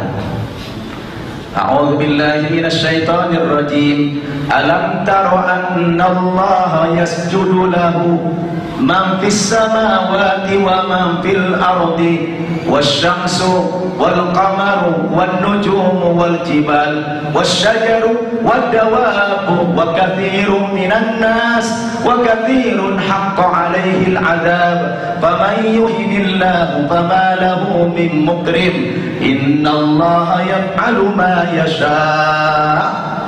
Itu ayatnya. Jadi semua makhluk yang di langit maupun di bumi itu bersujud, betul kan? Matahari sujud, rembulan sujud, bintang sujud, gunung sujud, pepohonan sujud, binatang melata sujud. Kalau sujud Islam apa tidak? Saya 25 tahun jadi orang Kristen, tidak pernah sujud. Berarti sujud itu identik dengan Islam. Identik dengan Islam sujud itu. Apa ghairu dinillahi yabghuna wa lahu aslama man fis samawati wal ardi taw'a wa karaha wa ilaihi yurja'un. Apakah manusia masih ingin mencari agama di luar agama Islam? Padahal semua makhluk yang di langit maupun di bumi telah menyatakan keislamannya kepada Allah Subhanahu wa taala. Mereka tunduk kepada Allah, taw'a wa karaha, baik dalam keadaan suka maupun terpaksa. Mereka menyatakan keislamannya kepada Allah. Kenapa? Wa ilaihi yurja'un, karena semuanya hanya kembali kepada siapa? Kepada Allah Subhanahu wa taala. Jadi sekarang tugas kita apa? Jemput bola. Jemput bola. Kalau mereka agamanya batil, begitu berani dia mendakwakan. Tapi memang metodenya beda gitu. Kalau mereka itu Pak kurang pede. Kenapa banyak orang murtad? Nah, kalau kita dulu jadi Pak, diajarkan ajaran kasih. Memang kalau mereka dakwah menggunakan Injil, tidak akan ada orang masuk Islam, masuk Kristen, tidak ada tertarik. Tapi ketika mereka dakwahnya dengan materi, dengan fulus, bagi-bagi indomie, bagi beras, obat-obatan, beasiswa, banyak orang tertarik. Betul? Kenapa? Karena orang melihat dari perilaku itu. Orang awam melihatnya di situ. Oh, ini peduli, betul nggak? Dulu saya pernah begitu Pak. Oh, bawa adik di tenteng. Tapi setelah masuk Islam saya, alhamdulillah, tidak pernah saya pergi dakwah nenteng, pulang yang nenteng. pulangnya nenteng kita, ya. Kalau mereka pergi nenteng, kalau kita pulang nenteng. Bagusan mana? Pulang nenteng atau pergi nenteng? Sebetulnya bagusan pergi nenteng, ya kan? Artinya kalau kami ustadz ini kan modalnya cuma dua. Apa? Lid and lud. Apa itu? Lidah dan ludah. Lidah dan ludah saja modal kita. Tapi kalau mereka modal materi. Sehingga di masyarakat kadang-kadang lebih cepat gerakan mereka dari kita.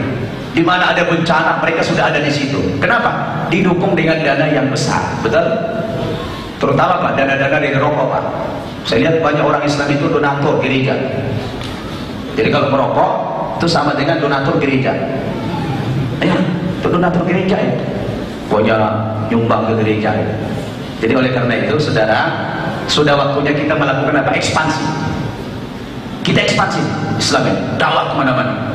Apalagi kalau Bapak Ibu pergi ke Barat, ke Eropa, ke Amerika, sekarang ini sedang terjadi yang namanya as-sahwah al-islamiyah al-kubra, kebangkitan Islam yang secara besar-besaran. Hampir tiap hari orang masuk agama Islam. Tanya beliau yang sudah pengalaman di Amerika. Hampir tiap hari orang masuk agama Islam. Jadi ini kita sambut, alhamdulillah Ustaz Adi dengan hadirnya kami ke dalam agama Islam ini dengan rahmat Allah, hidayah Allah yang kami bangga.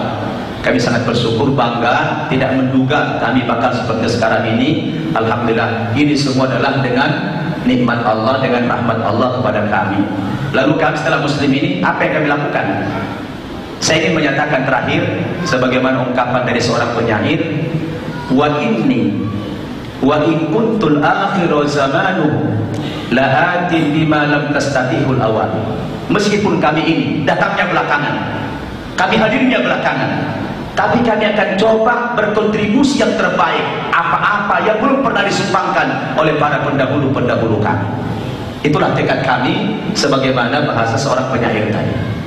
Orang belum pernah berpikir bikin pesantren mu'allaf. Alhamdulillah, kami bikin pesantren mu'allaf. Kenapa? Masjid Istiqlal entah berapa ratus ribu mengislamkan orang, tapi belum ada satu pilot project. Ada enggak Istiqlal yang begitu diislamkan ada yang jadi ustaz? Jangankan jadi ustaz, yang bisa ngaji pun belum ada contoh di Istiqlal. Ratusan ribu masuk Islam. Sudah Kelapa puluhan ribu, di Al-Azhar Kebayoran puluhan ribu. Tapi mereka setelah masuk agama Islam itu hanya diberikan sertifikat masuk agama Islam. Hanya diberikan sertifikat masuk agama Islam. Setelah itu lepas. Bahkan tidak sedikit mereka yang murtad kembali ke agama semula. Kalau yang murtad cuma diri dia masih mending. Ini enggak, murtad masuk Islam sendiri, murtad rombongan. Kenapa? Dia nikah dengan wanita muslimah. Setelah nikah kan punya anak. Murtad bukan cuma dia murtad bawa rombongan, masuknya sendiri, murtadnya rame-rame bersama keluarganya. Ini banyak terjadi di tengah-tengah masyarakat. Maka alhamdulillah dengan adanya An-Naba ini, ya, saya panggil dulu santri kami ada si Khalifah, mana Khalifah? Namanya Muhammad Khalifah Sinaga, ini salah satu huruf bim satu huruf. Jadi kalau tadi dibacakan berapa huruf kira-kira? Masya Allah, berapa pahala yang sudah didapatkan dalam kebaikan kita. Karena itu kita bermohon pada Allah Subhanahu Wa Taala, semoga adinda kita 5 juz. Ya, masuk Islam sudah berapa bulan? 3 tahun. 3 tahun, Masya Allah. 36 tahun, 36 bulan, 3 tahun, hafal 5 juz karena mau mengikuti petunjuk Allah Subhanahu Wa Taala.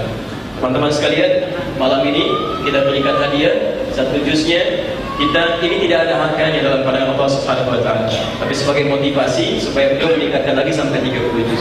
1 juz khusus kami siapkan 1 juta, 5 juz 5 juta untuk Khalifah untuk malam ini insyaallah. Malam ini kita transfer langsung ke rekening yang bersangkutan. Sudah bapak berapa juz?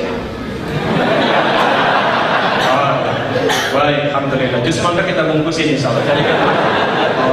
Apa yang bisa dibutuhkan kita berikan yang terbaik.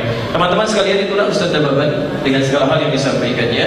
Banyak inspirasi yang bisa kita dapatkan. Sesi Al-Quran Sunnah Solution, kita selalu berusaha menampilkan dengan basic pengetahuan dengan dasar Al-Quran dan Sunnah. Malam ini hanya pengantar. Jadi beliau bukan ceramah tadi, hanya mengantarkan tentang risalah dakwahnya untuk antum ambil lebih banyak manfaatnya. Jadi kalau antum ingin dapatkan sesi penjelasan beliau lebih dalam, silakan nanti bisa bersilaturahim dengan beliau, antum sampaikan. Dan saya titip pesan, Karena tadi pendeta barangkali disampaikan oleh beliau dengan candaannya, antum harus cek yang punya kambing. Saya tadi berpikir, jangan-jangan kambing orang Kristen pun itu dibikin sampai malam karena takut Ustaz Bapak dan yang situ. Karena kambing pun harus dikembalikan lagi pada kambing Islam.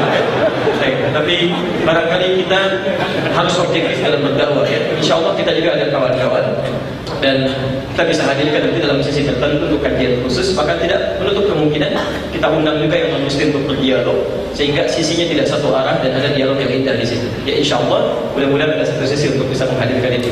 Saya di Mekah sempat ditanya Ustaz terkait dengan binatang tadi. Jadi begitu kita jalan sekitaran Jabal Qubais yang ada istana raja, tiba-tiba ada gunung yang di Indonesia sering disebut burung gereja. Ditanyakan, Ustaz, kenapa burung gereja ada di Masjidil Haram? Maka saya cari dalil yang paling mudah dipahami. Saya jawab, itu malam. Nah, orang-orang seperti itu kadang-kadang tidak butuh dalil yang cukup jelas di sini.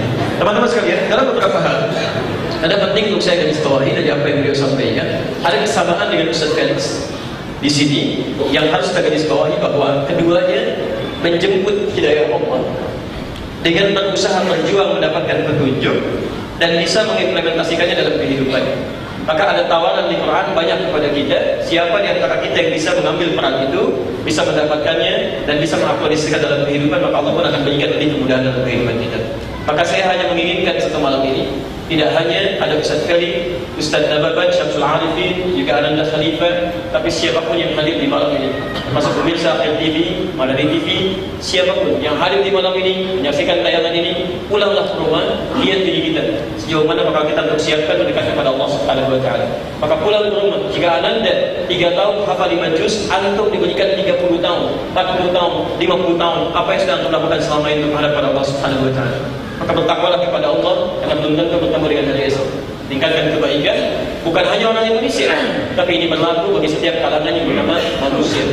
Karena itu kita akan dengar sesi yang terakhir, ya kisaran 10 sampai 15 menit dari sahabat kita Ustaz Usama Al-Libi, bahwa insyaallah tasyarafna bil fadlihi ila majlisil hada. Kita mengucapkan terima kasih dan sebagai kehormatan beliau bisa hadir saat ini di tempat ini untuk berbagi kisah cerita, bahwa insyaallah sayu'ti lana kalimat ya tata'allaqu bi ahwalil Islam wa khassatan ma kana yaduru al-an fi biladi fi Libya wa hawlahu. Kita akan ngobrol tentang hal-hal keislaman secara umum, terutama yang terjadi di Libya dan sekitarnya. Karena hubungan di Libya, Ishtu akibat bangsa sini. Saya pernah hidup di Libya, tinggal di sana selama 5 tahun. Kita akan dengar bagaimana orang-orang Libya kaifa kana al-Libyun masyaallah akhwatuna asy-syaqiqah ya'inna makana ja'a waqtu shalah kaifa yusallun wa kaifa harakatu al-Qur'an huna wa kaifa hubbuhum lil-Qur'an wa kaifa al-athfal indama yadhhabuna yamshuna ila al-masajid qabaila al-'asr liyahfadhu al-Qur'an. Bagaimana anak-anak kecil usia 3 tahun 4 tahun menjelang asar pergi ke masjid untuk menghafal Quran, membolak-balik mushaf. Kita akan dengar dari Ustaz Utama dan insyaallah kita akan coba terjemahkan dalam bahasa yang mudah dipahami. Sepakat sampai sini? Harus sepakat, kalau tidak bagaimana bisa paham? Ustaz Utama, tafadhal. Ya. معطيكم الفرصة لإلقاء الكلمات وتفضل شكرا.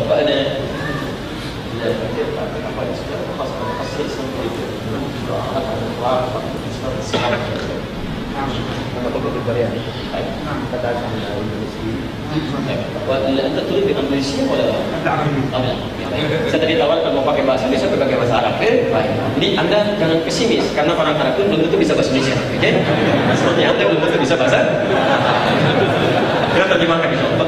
Assalamualaikum warahmatullahi wabarakatuh. Yang ini tidak perlu saya terjemahkan.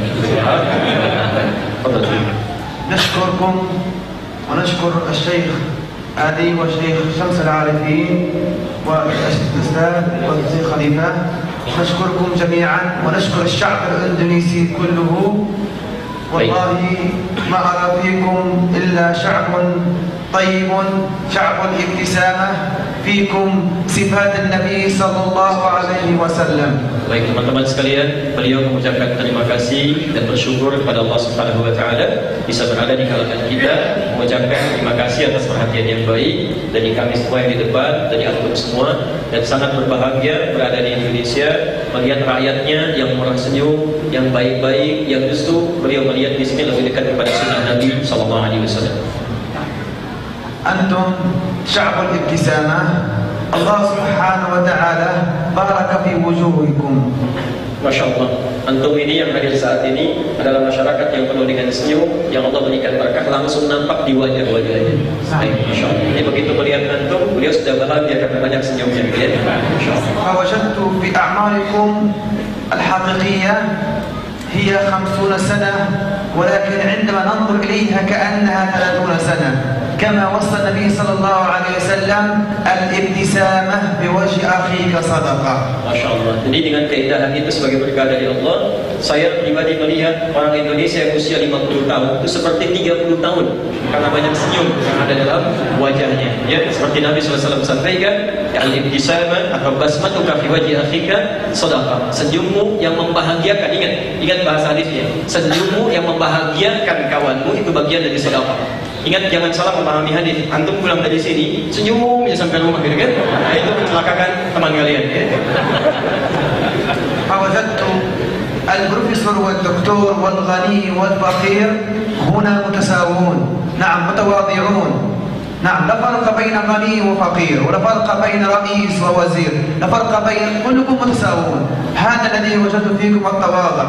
InsyaAllah beliau sangat bersyukur pada Allah karena di Indonesia ini mendapatkan kesamaan dalam sikap, baik itu dari yang disebut kaya, yang disebut fakir, baik pemimpin ataupun rakyatnya, menteri dan sebagainya. Beliau terima sampai hari ini kebaikan-kebaikan yang merata, khususnya penuh dengan senyuman. نعم. ودائما أنا أوصيكم بأن إندونيسيا هي جنة الدنيا. إندونيسيا جنة الدنيا.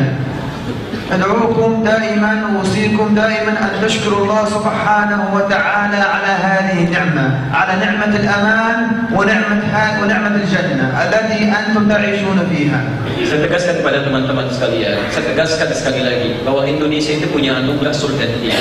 Surga dunia yang tidak ditemukan di berbagai tempat yang lain. Maka syukuri nikmat itu. Di antaranya Allah telah berikan nikmat ketenangan, ketentraman dan kenyamanan dalam kehidupan. Jadi jangan banyak berkeluh kesah, nikmati dan syukuri segala nikmat ini. نحن في ليبيا كانت عندنا نعم كثيرة. كانت أرخص دولة في العالم هي ليبيا. نعم، ولكن لم نحمد الله ولم نشكر الله. وإن شكرتم لأزيدنكم وإن كفرتم إن عذابي شديد. Kami di Libya, teman-teman sekalian, diberikan anugerah oleh Allah dengan nikmat begitu banyak, bahkan sempat terjadi menteri termurah dalam beberapa hal kebutuhan harian. Namun barangkali ada di antara sikap-sikap kami yang belum mendekat kepada Allah dengan baik, sehingga Allah berikan ujian-ujian hingga seperti saat ini. Seperti firman Allah Subhanahu wa taala, Quran surah ke-14 ayat yang ke-7, "La in syakartum la azidannakum wa la in kafartum inna 'adzabi lasyadid." نعم، مثالا على ذلك عندنا في ليبيا كان حوالي 25 كيلو أرز حوالي ب30,000، وكان 50 كيلو سكر حوالي ب40,000 روبية. Saya beri contoh di antara kemurahan harga-harga pokok di Libya. Misal kalau Anda beli beras 25 kilo, itu cuma 30.000 saja. Dan jika Anda beli misalnya gula 50 kilo, itu cuma 40.000 saja. Jadi saking murahnya, bagaimana bisa mendapatkan bahan-bahan pokok di sana. Termasuk juga karena saya pernah tinggal di sana, ada subsidi pemerintah menjadikan itu lebih murah untuk bisa dinikmati. الآن الأرز ثمنه 300 والسكر ثمنه سجودا. Masya Allah. Sekarang jauh berubah, bahkan beras dengan gula, kalau Anda mau tahu saja 1 kilo saja itu bisa sampai 1 juta rupiah. نعم، الدولار كان بدينار وربع، الآن ب6 دينار ونصف. $1 dulu setara dengan 1 dinar rupiah. 1 dinar itu kisaran dulu 7.000, saya masih ada di sana. Ya, alat kan? 6 dinar ونصف. Sekarang 6 dinar setengah, jadi hampir 50.000, lebih daripada apa yang kita alami di tahun 98. الآن الشعب الليبي كان ينعم بنعم كثيرة ولم يشكر الله، الآن لا يجد ما يأكل. وطبعا شيء آخر، كانت مستشفيات في ليبيا مجانية كما يعلم الشيخ، مجانية يعالج فيها كل الليبي والأجنبي مجاني، العمليات مجانية. الآن لا يوجد دكتور لا كوري ولا صيني ولا أوكراني في المستشفيات، لا يوجد إبر الأنسولين في المستشفى الآن. نعم هذا كفر بنعمة الله سبحانه وتعالى. Teman-teman sekalian, di antaranya dulu bisa juga mendapatkan pelayanan-pelayanan di Libya dengan berbagai hal yang gratis, termasuk rumah sakit, bahkan disediakan oleh pemerintah, perawat-perawatnya, kemudian juga segala kebutuhan-kebutuhan hariannya bisa didapatkan pelayanan yang mudah didapatkan dengan gratis.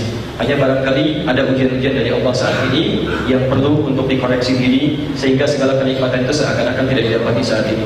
Bahkan tidak hanya itu, ya, tidak hanya pelayanan, kita sulit menemukan bagaimana untuk mengobati orang sakit, kita sulit menemukan perawat-perawat yang seperti dulu. Ya, kita doakan kepada Allah Subhanahu wa taala semoga semua itu bisa mendapatkan kebaikan dan dipercepat kemudahan. عدد الشعب الليبي 6 مليون يحفظون القرآن مليون وكلنا مسلمون وكلنا سنة. نعم ولكن نقتل بعضنا بعضا باسم الله أكبر. Baik, jumlah penduduk Libya itu kisaran 6 juta. Menghafal Qurannya ini yang 30 juz ya, 1 juta. Baik, saya terakhir saya bahkan mendekati 1 juta setengah waktu kami masih berada di sini. Yang 15 juz, yang 20 juz mungkin lebih daripada 2 juta, 3 juta. Jadi kalau disebut hafal Quran itu 30 juznya. 30 juz hafal Quran 1 juta, jadi 6 juta. Setiap orang kemudian beralaqah berhubungan dengan yang dalam kebaikan. Tapi yang terjadi sekarang ketika nilai-nilai Quran dijauhkan dalam kehidupan, saling bunuh satu dengan lainnya, saling tembak, fitnah kemudian terjadi, maka nikmat Allah pun ikut hanyut di dalamnya, tidak didapatkan lagi dalam kehidupan. Yang milis ada orang tembak yang lainnya dengan mengucapkan kalimat Allah di situ. Allahu Akbar, tembak orang lain. Allahu Akbar, bom orang lain. Beberapa tempat sampai hari ini masih terjadi demikian. Kama fi qawlihi ta'ala wal fitnatu ashaddu min al-qatl. Hadhihi hiya al-fitnah, hadhihi hiya al-hurriyyah allati aradaha ash-sha'b al-libi. Na'am, ana min al-ashkhas alladhina sahamna fi hadhihi al-thawra. نعم ولكن ندمنا على هذه الثورة. والله لو كان طاغيا متجبرا لبقى أفضل من هذا الحق. Baik, sebagaimana Allah SWT berfirman dalam Al-Quran surah kedua Al-Baqarah dari ayat 192 sampai 195, posisi paling kiri sebelah atas sampai ke tengah. Wal fitnatu asyaddu minal qatl. Fitnah itu kadang-kadang sungguh dampaknya lebih berat daripada pembunuhan. Sekarang banyak sesuatu fitnah banyak terjadi di Libya, dan saya pribadi dulu pernah berkontribusi dalam Taurat untuk menggulingkan kekuasaan. Tapi saya menjadi orang paling menyesal malam ini, karena justru dengan perilaku saya pada saat itu hilang banyak nikmat yang saya dapatkan saat ini. Kalaulah saya boleh mengulang situasi, saya tidak akan pernah melakukan itu dan akan bertahan dengan kebaikan yang pernah didapatkan di masa-masa terdahulu. ولهذا أوصيكم أن تحافظوا على دولة إندونيسيا، أن تحافظوا على أمان إندونيسيا، وأن تشكروا نعمة الذي أنتم فيها. Baik, karena itu saya secara pribadi ingin menyampaikan kita orang Indonesia diberikan nikmat yang sangat banyak, ketenangan, kenyamanan, maka jagalah itu dengan kekompakan kita untuk bersatu menjaga negeri ini dalam kebaikan. Wallahi idza asaba makruh fi Indonesia fa ana awwal ashkhas fil muqaddimah. Baik, dan saya berjanji di malam ini dengan izin Allah Subhanahu wa taala, kalaupun terjadi hal yang tidak menyenangkan bagi Indonesia, ada yang ingin bertindak yang tidak baik untuk negeri Indonesia, saya akan jadi orang pertama yang akan membela Indonesia. Hatta la nu'id al-karrah allati atat fi Libya. Baik, kami tidak menginginkan hal yang pernah terjadi di Libya terjadi di Indonesia. Tenang. Wa fil khitam, baik, terakhir usikum بثلاث أشياء في التسبيح. نعم أوصيكم بلا إله إلا أنت سبحانك إني كنت من الظالمين. كل يوم إقاراتس. نعم التسبيح الثاني. Teman-teman sekalian, sebagai penutup saya ingin memberikan pesan yang kuat sebagai wasiat dari saya. Biasakanlah untuk membiasakan bertasbih mendekat kepada Allah, setidaknya membaca minimal kalimat-kalimat kebaikan kalau mampu kita kerjakan. La ilaha illa anta subhanaka inni kuntu minadh dhalimin. Ya, untuk bisa bacakan kalimat serupa minimal silakan maksimalkan 100, 200, 300 sepanjang kemampuan kita. التسبيح الثاني لا حول ولا قوة إلا بالله. Yang kedua kalimat la haula wala quwwata إلا بالله. دورات استقرار satu hari. التسبيح الثالث أستغفر الله. Yang ketiga astagfirullah. Berapa terus? نعم دورات استقرار. Boleh kurang 150. كلمتان. تسبيح الرابع كلمتان. خفيفتان. Baik, yang keempat, jadi bonus. Tadi kan 3 ya, bonus yang keempat. Ada 2 kalimat yang ringan diucapkan. Kalimatan khafifatan. Al-mizan, thaqilatan bil mizan. Ma hiya? Apa itu? Subhanallah bihamdihi, subhanallahil azim. Berapa ratus?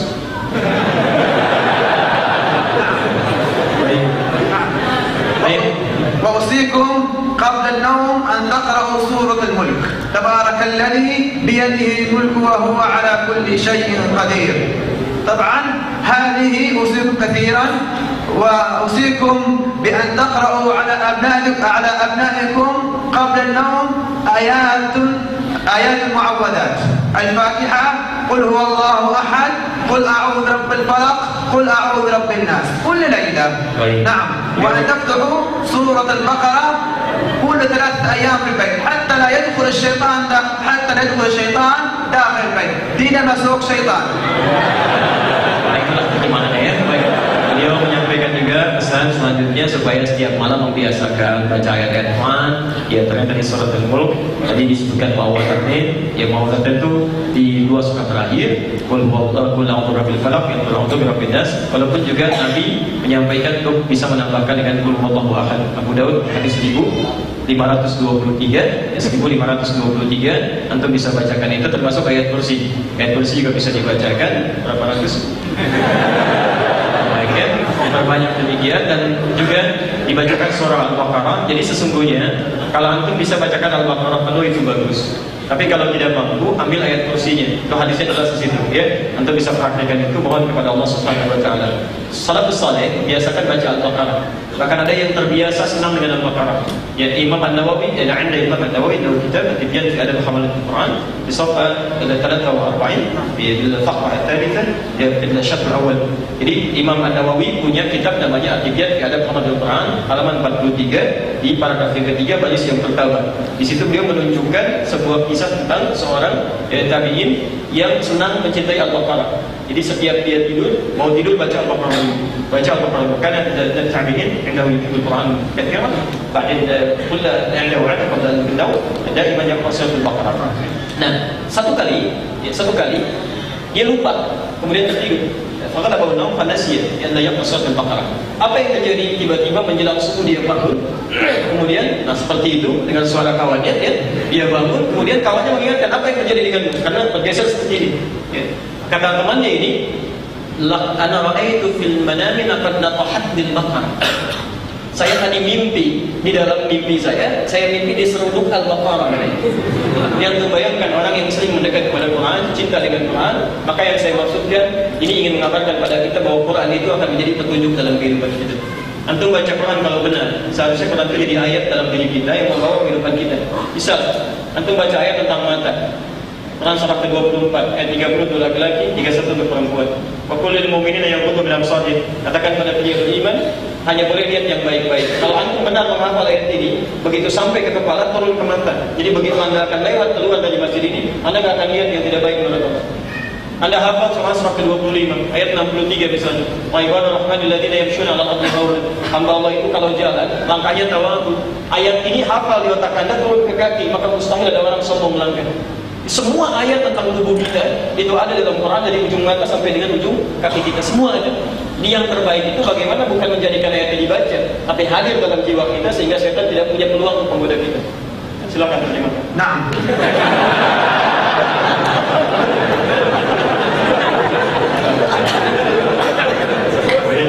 الشيء الآخر أوصيكم بأذكار الصباح والمساء، أذكار الصباح والمساء، لأن تحفظكم من كل مكروه، من كل عين، ومن كل حاسد، كما نعرف كما قال النبي صلى الله عليه وسلم أكثر أهل القبور من العين.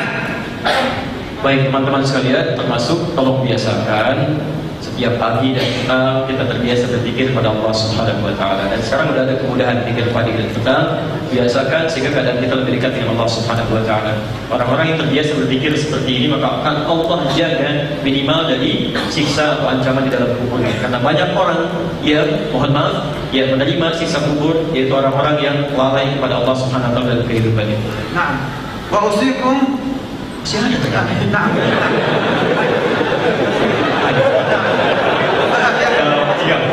Tadi kan cuma 3, tapi beliau lupa 3A, 3B, 3C. عندك ثلاثة مقولة وبالثانية وبالثالثة.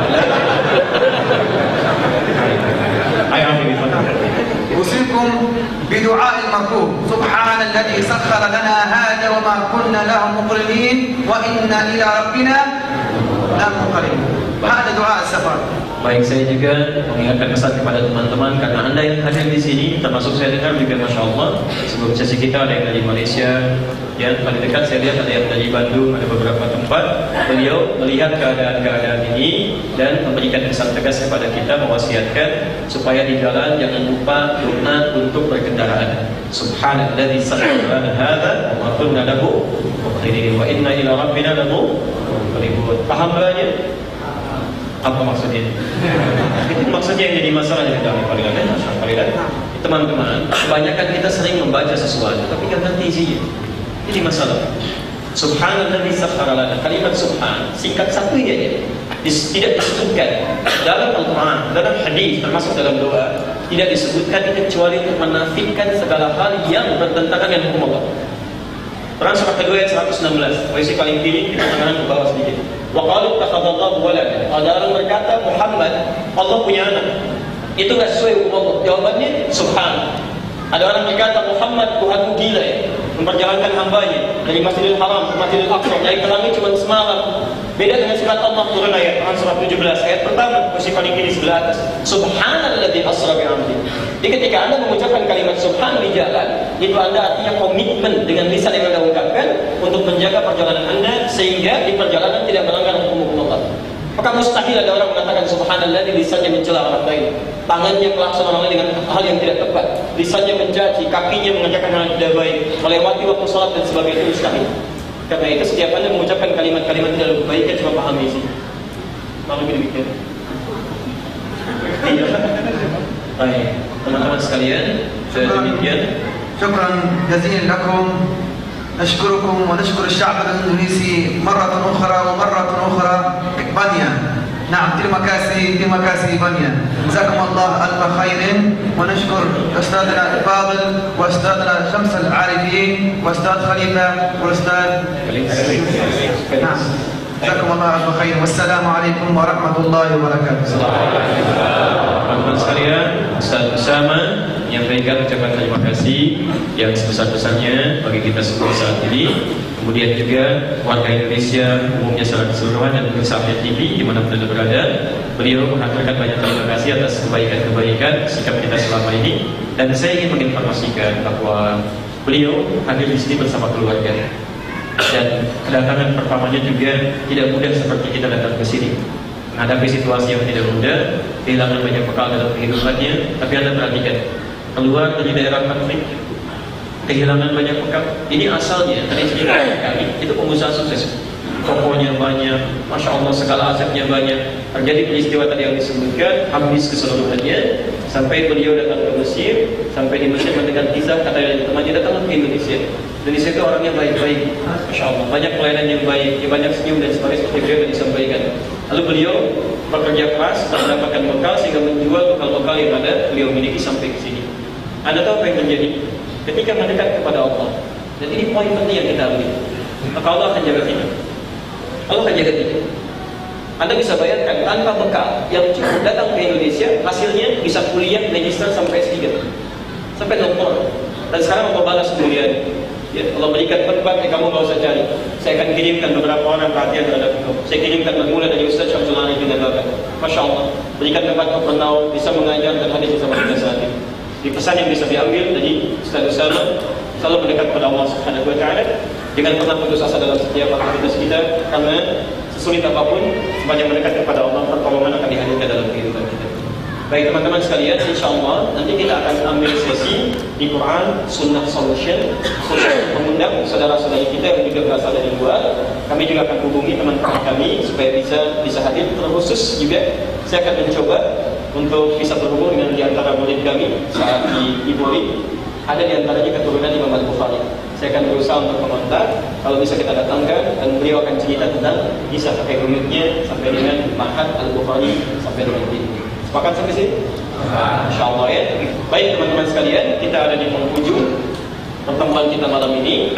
Rasanya Quran Sunnah Solution tidak lengkap ya tanpa menghadirkan ciri khas kita untuk membahas satu soal, kemudian kita ambil satu gambaran dari Quran dan Sunnah. Kita coba hadirkan dulu satu persoalan yang nanti akan diberikan pandangan oleh Ustaz Felix, Ustaz Syamsul Arifin, juga nanti Ustaz Usama ingin memberikan paparan ya tentang satu pertanyaan yang masuk kepada kami, dan di situ nanti kita akan ambil sesi kita di malam ini, insyaallah.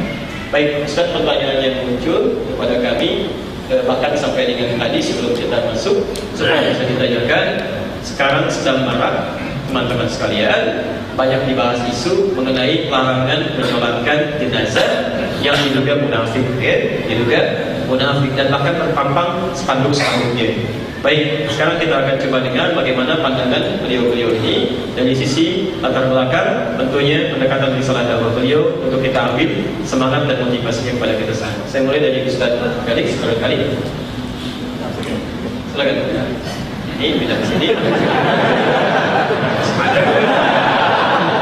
Baik ya. Nasma' awalan dari Ustaz Syamsul Arifin. Betul. Ya, kita ini kan masih murid beliau, jadi kurang etis kalau kita menjawab, tapi sekedar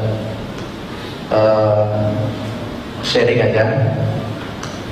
Secara garis besar barangkali bisa kita dudukan masalah munafik ini. Munafik itu kan ada dua, ada yang kabir, ada yang shogir, yang besar dan kecil. Jadi kalau munafik nifaq yang besar itu adalah sudah yakhruj minal millah, dia sudah keluar dari millah, jadi dia tidak muslim. Nah kalau yang munafik kecil itu, nifaq kecil, ya seperti yang ada hadis mengatakan apa? Alamatul munafiqin salatun, idza haddatsa kadzaba, wa idza wa'ada akhlafa, wa idza tumina khana. Nah kalau munafik yang shogir, yang la yakhruj minal millah ini masih boleh disolati. Tapi kalau sudah keluar dari akidah Islamiyah, dia munafik seperti siapa? Abdullah bin terus siapa lagi? Musailimah Al-Kadzdzab, itu sudah yakhruj minal millah. Kayak gitu tidak boleh disolati lagi. Tapi kalau dalam masa pilkada saja, masalah pilkada, berbeda pilihannya. Memang dalam Al-Quran kan ada ayat itu, basyiril munafikin bi'anna lahum adaban alima. Siapa itu? Alladzina yattakhidunal kafirina awliya'a min dunil mu'minin. Jadi sampaikan kabar kepada orang-orang munafik bahwa mereka diazab dengan azab yang sangat pedih. Siapa orang munafik yang dimaksud itu adalah alladzina yattakhidunal kafirina awliya'a min dunil mu'minin. Orang-orang Islam yang menjadikan orang kafir sebagai pemimpinnya, yaitu munafik. Nah, Allah alam bergantung yang bersangkutan. Apakah yang bersangkutan itu ya memilih pemimpin kafir ini karena menentang ayat Al-Quran, dia keluar daripada millah. Tapi kalau dia memilih orang kafir itu mungkin karena ada kekecewaan saja kepada orang Islam, selama ini kan orang Islam mimpin nggak beres-beres, korupsi di mana-mana misalnya nih, lalu dia pelampiasan saja, maka orang ini munafiknya bukan munafik yang kabir. Kalau dia mati masih harus disolati. Itu mungkin yang anak Allah alam beliau lebih ahli di belakang itu. Ya, kalau ini kalau munafik bukan singkatan Ustaz. Ini kan antum banyak singkatannya gitu kan. Dia panggilan siang malam gitu kan. Dia munafik bukan singkatannya. Boleh singkatan apa? Enggak, antum barangkali punya singkatan gitu. Ya, ada singkatannya. Mungkin nanti dikarang dulu. Alhamdulillah, baik. Clear ya apa yang beliau sampaikan di teman-teman yang menyimak Ustaznya, Ustaz dakwahnya Ustaz Syamsul Arifin dan Bapak. Beliau memberikan pandangan, intinya tidak mudah kita harus memberikan statement bahwa seseorang itu disebut munafik kecuali memiliki tanda-tanda yang tadi disebutkan. Kalau jelas besar bertampak kepada kesatuan agama, konsekuensinya demikian tadi. Kalau kemudian hanya yang ringan-ringan saja, maka konsekuensinya seperti yang tadi disampaikan tanpa harus saya menambahkan kembali. Dengan contoh tadi disebutkan di Quran surah ke-4 An-Nisa ayat 138 sampai 139. Posisi paling kiri di tengah, agak sedikit ke bawah. Baik, Ustaz Felix, ada yang ditambahkan? Baik, satu sana عندنا الآن يعني تفضل.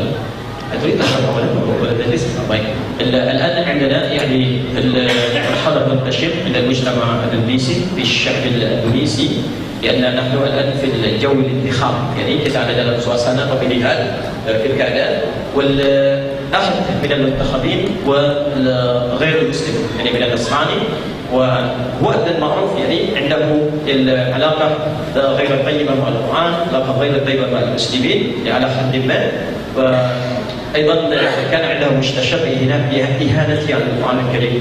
بعدين لكن في الحقيقة هناك بعض الأندونيسيين يميلون إلى اختياره ليكون رئيسا في المحافظة جاكرتا بشكل خاص يعني. ثم بعد ذلك هناك ردود فعل من الشعب الإندونيسي المؤمنين يرون على هذه الحقيقة، ثم هم يعني يعلقون بعض الشعار في المشاريع بشعار عدم تصديتهم، عدم القيام بصلاتهم بعد وفاتهم. وكيف رأيك عن هذا الحل؟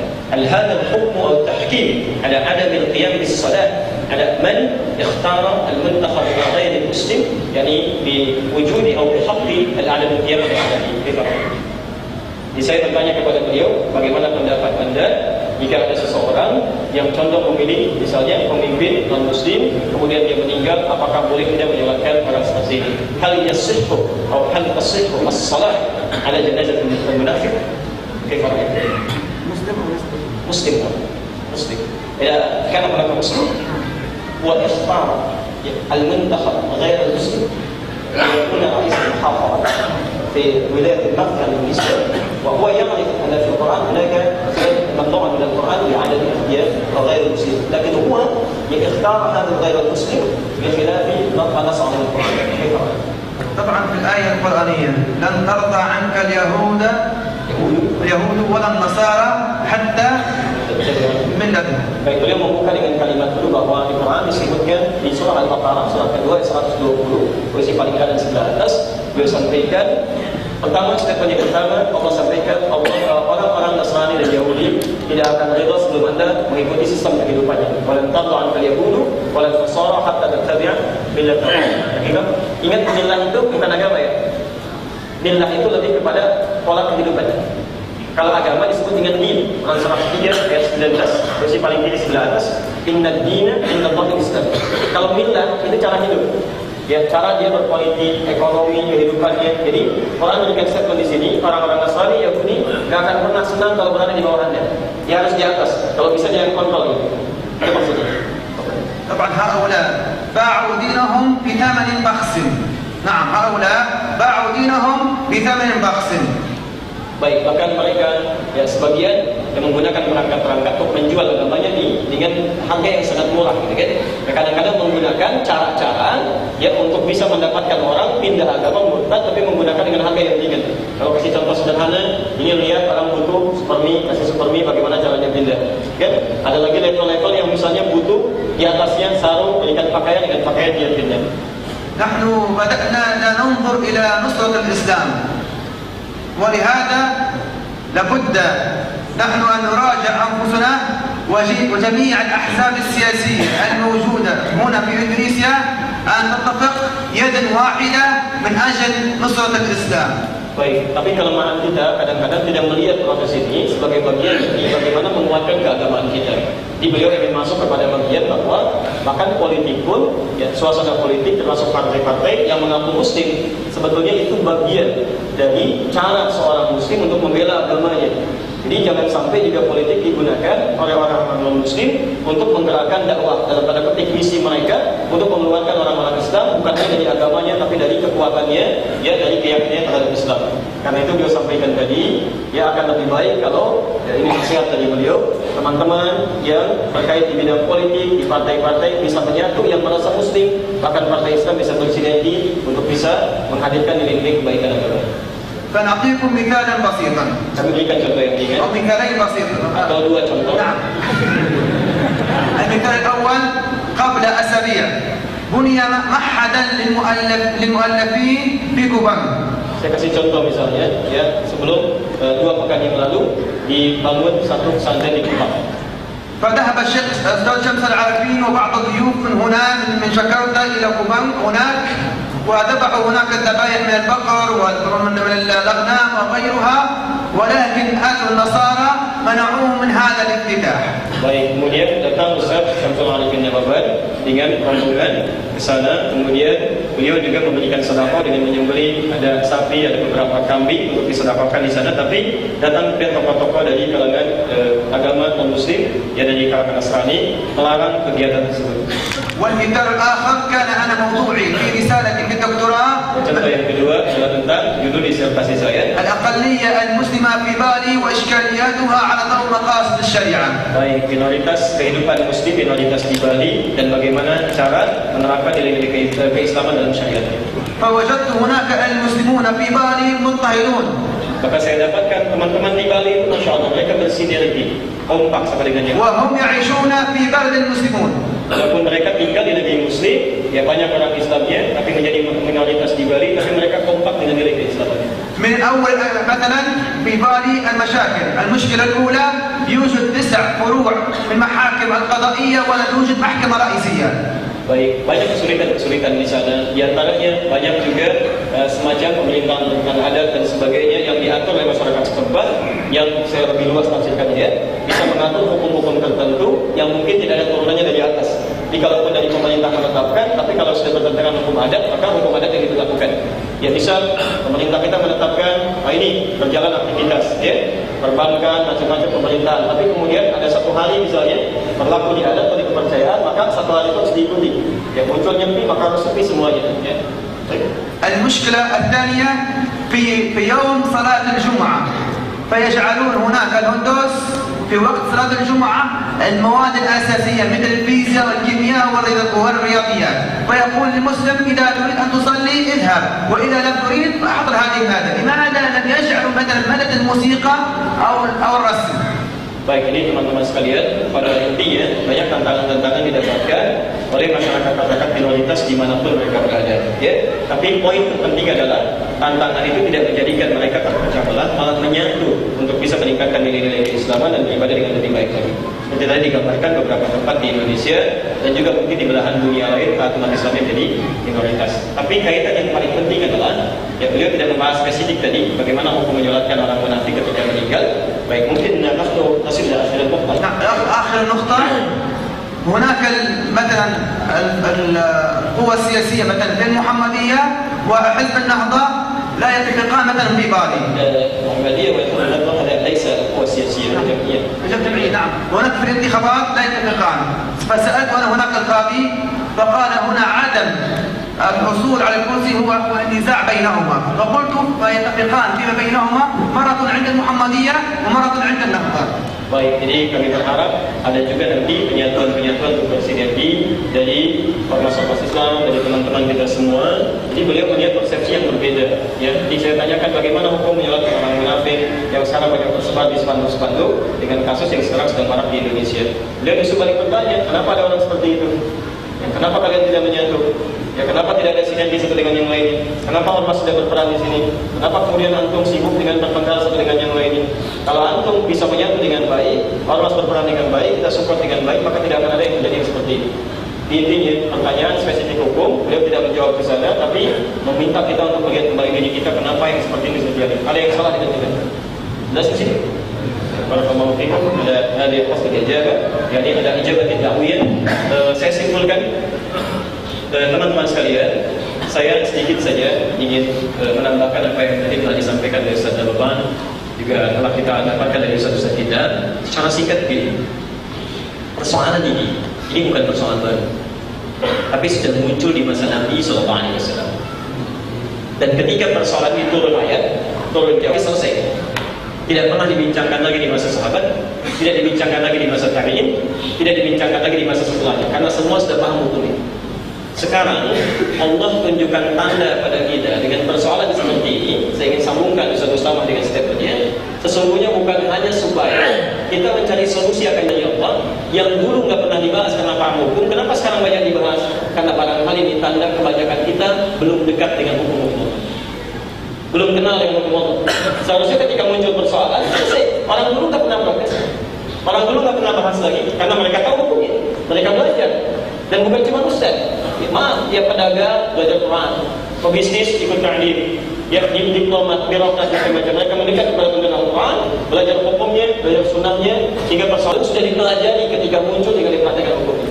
Sekarang persoalan yang sama sudah belasan abad muncul lagi, kemudian kita ramai membahasnya. Ini menunjukkan bahwa kita jauh dari semangat Al-Quran dan Sunnah Rasulullah SAW. Sehingga diwujudkanlah persoalan ini. Quran surah Fussilat ayat ke-53 Allah sampaikan sanurihim ayatina fil afaqi wa fi anfusihim hatta yatabayyana lahum al-haq. Kalau ada orang-orang sudah merasa jauh dari hukum Allah, kurang dekat dengan hukum Allah, kami akan tunjukkan tanda-tanda kami dalam diri mereka, di lingkungan sekitar mereka, sampai mereka sadar bahwa mesti kembali kepada hukum Allah yang benar. Karena itu kita coba berikan sedikit solusi sehingga pertama Quran surah 9 ayat 84.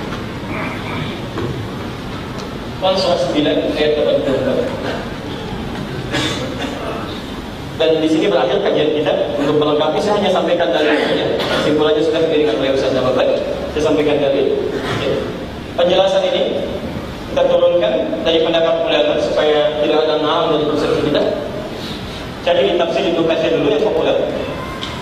Ibnu Katsir yang saya punya kalau ingin sama terbitan Darussalam Riyadh, tahqiqnya Syekh Al-Arnaud, terbitan tahun 2012, jilid yang kedua, halaman 498 sampai 500, 498 posisi paling kanan, ya, di paling kiri di kanan lagi. Yang ini spesifik lihat di paragraf yang ketiga, baris yang kedua sampai dengan baris ketiga, posisi paling kanan. Kemudian kisah yang sama Anda temukan, bahkan saya berikan contoh tafsir liberal. Tafsir liberal. Ya, nanti kita lihat liberal sekarang dengan liberal dulu bagaimana tuh. Ya. Orang seliberal-liberalnya dulu, ya seperti misalnya saya beri contoh Az-Zamakhsyari punya tafsir namanya Al-Kasyaf. Ya. Ini orang disebut liberal, tapi saking disebut liberal ini, beliau malah hafal Quran, hafal hadis, disebut jarullah, tetangganya Allah. Ya, maksud tetangganya Allah itu bahasa kiasan, karena rumahnya tinggal di sekitaran Ka'bah. Itu paham Quran, hafal hadis, tahu bahasa Arab, dan ngarang kitab tafsir. Liberal sekarang, Quran nggak hafal, hadis nggak tahu, bahasa nggak paham, ulama dimarah-marahin, kan? Kita lihat ya. Contoh, Bismillah, Al-Kasyaf, dikasih Al-Kasyaf yang saya punya warnanya biru, terbitan Maktabah Al-Misriyah. Antum lihat halaman 321, posisi paling kiri, di paragraf yang kedua, isi pada 14 baris. Ini yang dikisahkan oleh Az-Zamakhsyari.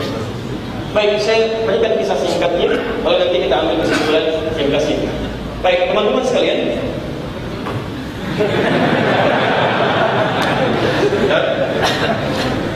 Baik, satu kali secara singkat ada seorang bernama Abdullah bin Ubay bin Salul, Rasul Munafiqin. Singkatnya meninggal dunia. Lantas kemudian Nabi SAW didatangi oleh anaknya. Ini anaknya soleh. Anaknya soleh namanya Abdullah juga. Taat, dekat dengan Nabi, taat kepada Allah. Di antum jangan pernah mengambil persepsi bahwa orang yang tidak baik bisa melahirkan keturunan yang tidak baik juga. Seperti orang yang baik pun walaupun selevel Nabi belum tentu anaknya taat kepada beliau. Jelas ya? Nah, jadi terbuka peluang pintu untuk kembali kepada Allah dalam kebaikan. Menyampaikan ayah yang telah meninggal, minta kepada Nabi untuk memberikan jubah terluarnya sebagai permintaan dari ayahandanya ketika akan dimakamkan. Datanglah Nabi dengan sahabat, termasuk sahabat Umar bin Khattab radhiyallahu ta'ala. Singkatnya kemudian, setelah siap ya, untuk dikuburkan, Nabi menyolatkan. Saat akan menyolatkan itu, ya, sahabat Umar bin Khattab radhiyallahu ta'ala anhu memegang tangan Nabi, menyampaikan pada beliau, ya Rasulullah, ya, secara singkat ya, ini kan yang sering menyulitkan dakwah Anda, sering menghambat Islam. Bagaimana Anda bisa menyalatkan seperti ini? Ya akhirnya Nabi mengatakan, ya karena belum turun ayat tentang larangannya, Nabi mengatakan saya punya pilihan, apakah menyalatkan atau tidak. Tapi saya memilih untuk menyalatkannya dulu. Jadi Anda bisa bayangkan bagaimana cintanya Nabi terhadap umatnya, masih berharap kepada Allah. Kalau Allah masih bisa diampuni, saya ingin Allah ampuni dia. Saking beningnya hati Nabi SAW, saking inginnya, saking cintanya, kan? Tapi kan batasnya terputus dengan kematian. Maka disitulah Nabi menyolatkan. Kemudian juga setelah selesai tuntas menyolatkan, selesai itu beliau beranjak. Seketika beranjak dari situ, belum masa yang lama, turunlah kemudian Quran surah 9 atau ayat 84 itu. Ya, la tusalli ala ahadin minhum mata abada Muhammad. Jangan sekali-kali kamu menyolatkan lagi kalangan-kalangan seperti ini. Ya, ingat kalimatnya menggunakan min litab'id, menunjukkan kepada bagian. Jadi bukan cuma orang ini saja. Siapapun orang yang hidupnya seperti ini, yang bilang demikian, jangan sekali-kali lagi sholat yang beliau. Jangan sholatkan. Ya wala takum ala qabri, bahkan jangan berdiri di samping kuburnya. Itu isyarat mendoakan. Diboleh Anda berziarah samping kubur, Anda berdiri mendoakan, bisa hukumi dengan turunnya ayat ini. Tapi Nabi dilarang menyolatkannya, dilarang kemudian berdiri di samping kuburnya, ingin menunjukkan dahsyatnya efek sifat munafik ini, sifat nifaq ini. Apa yang terjadi setelah itu? Maka Ibnu Katsir di sini memberikan dua pandangan yang sangat indah. Pertama kata beliau, di halaman 498, posisi paling kanan, paragraf yang ketiga, baris 2 sampai 3. Baris 2-nya di ujung baris kedua di sini, nyambung ke baris ketiga di awal. Fa hadza hukmun 'amun. Awas ingat, kata Ibnu Katsir, ya rahimahullah, hadza hukmun 'amun fi kulli munafiqin. Ya, ini hukum berlaku secara umum pada setiap orang-orang munafik yang digolongkan di ayat ini. Jadi kalau ada orang munafik sampai sini, ya, besok Anda mudah sekali hukumi, baik munafik jangan nyolatin, jadi munafik jangan didoain, ya kan? Tidak, karena kalimat yang mengatakan bagian dari seperti ini. Seperti siapa? Abdullah bin Ubay bin Salul. Jadi kalau ada orang bersikap seperti sikapnya Abdullah bin Ubay bin Salul, ya, di depan seperti orang baik, itu kalau Abdullah bin Ubay bin Salul sholat, itu pas di belakangnya. Tapi keluar dari masjid, provokasinya muncul. Muhammad cuma cari perhatian, memecah belah suku kita. Masya Allah. Dia kalimatnya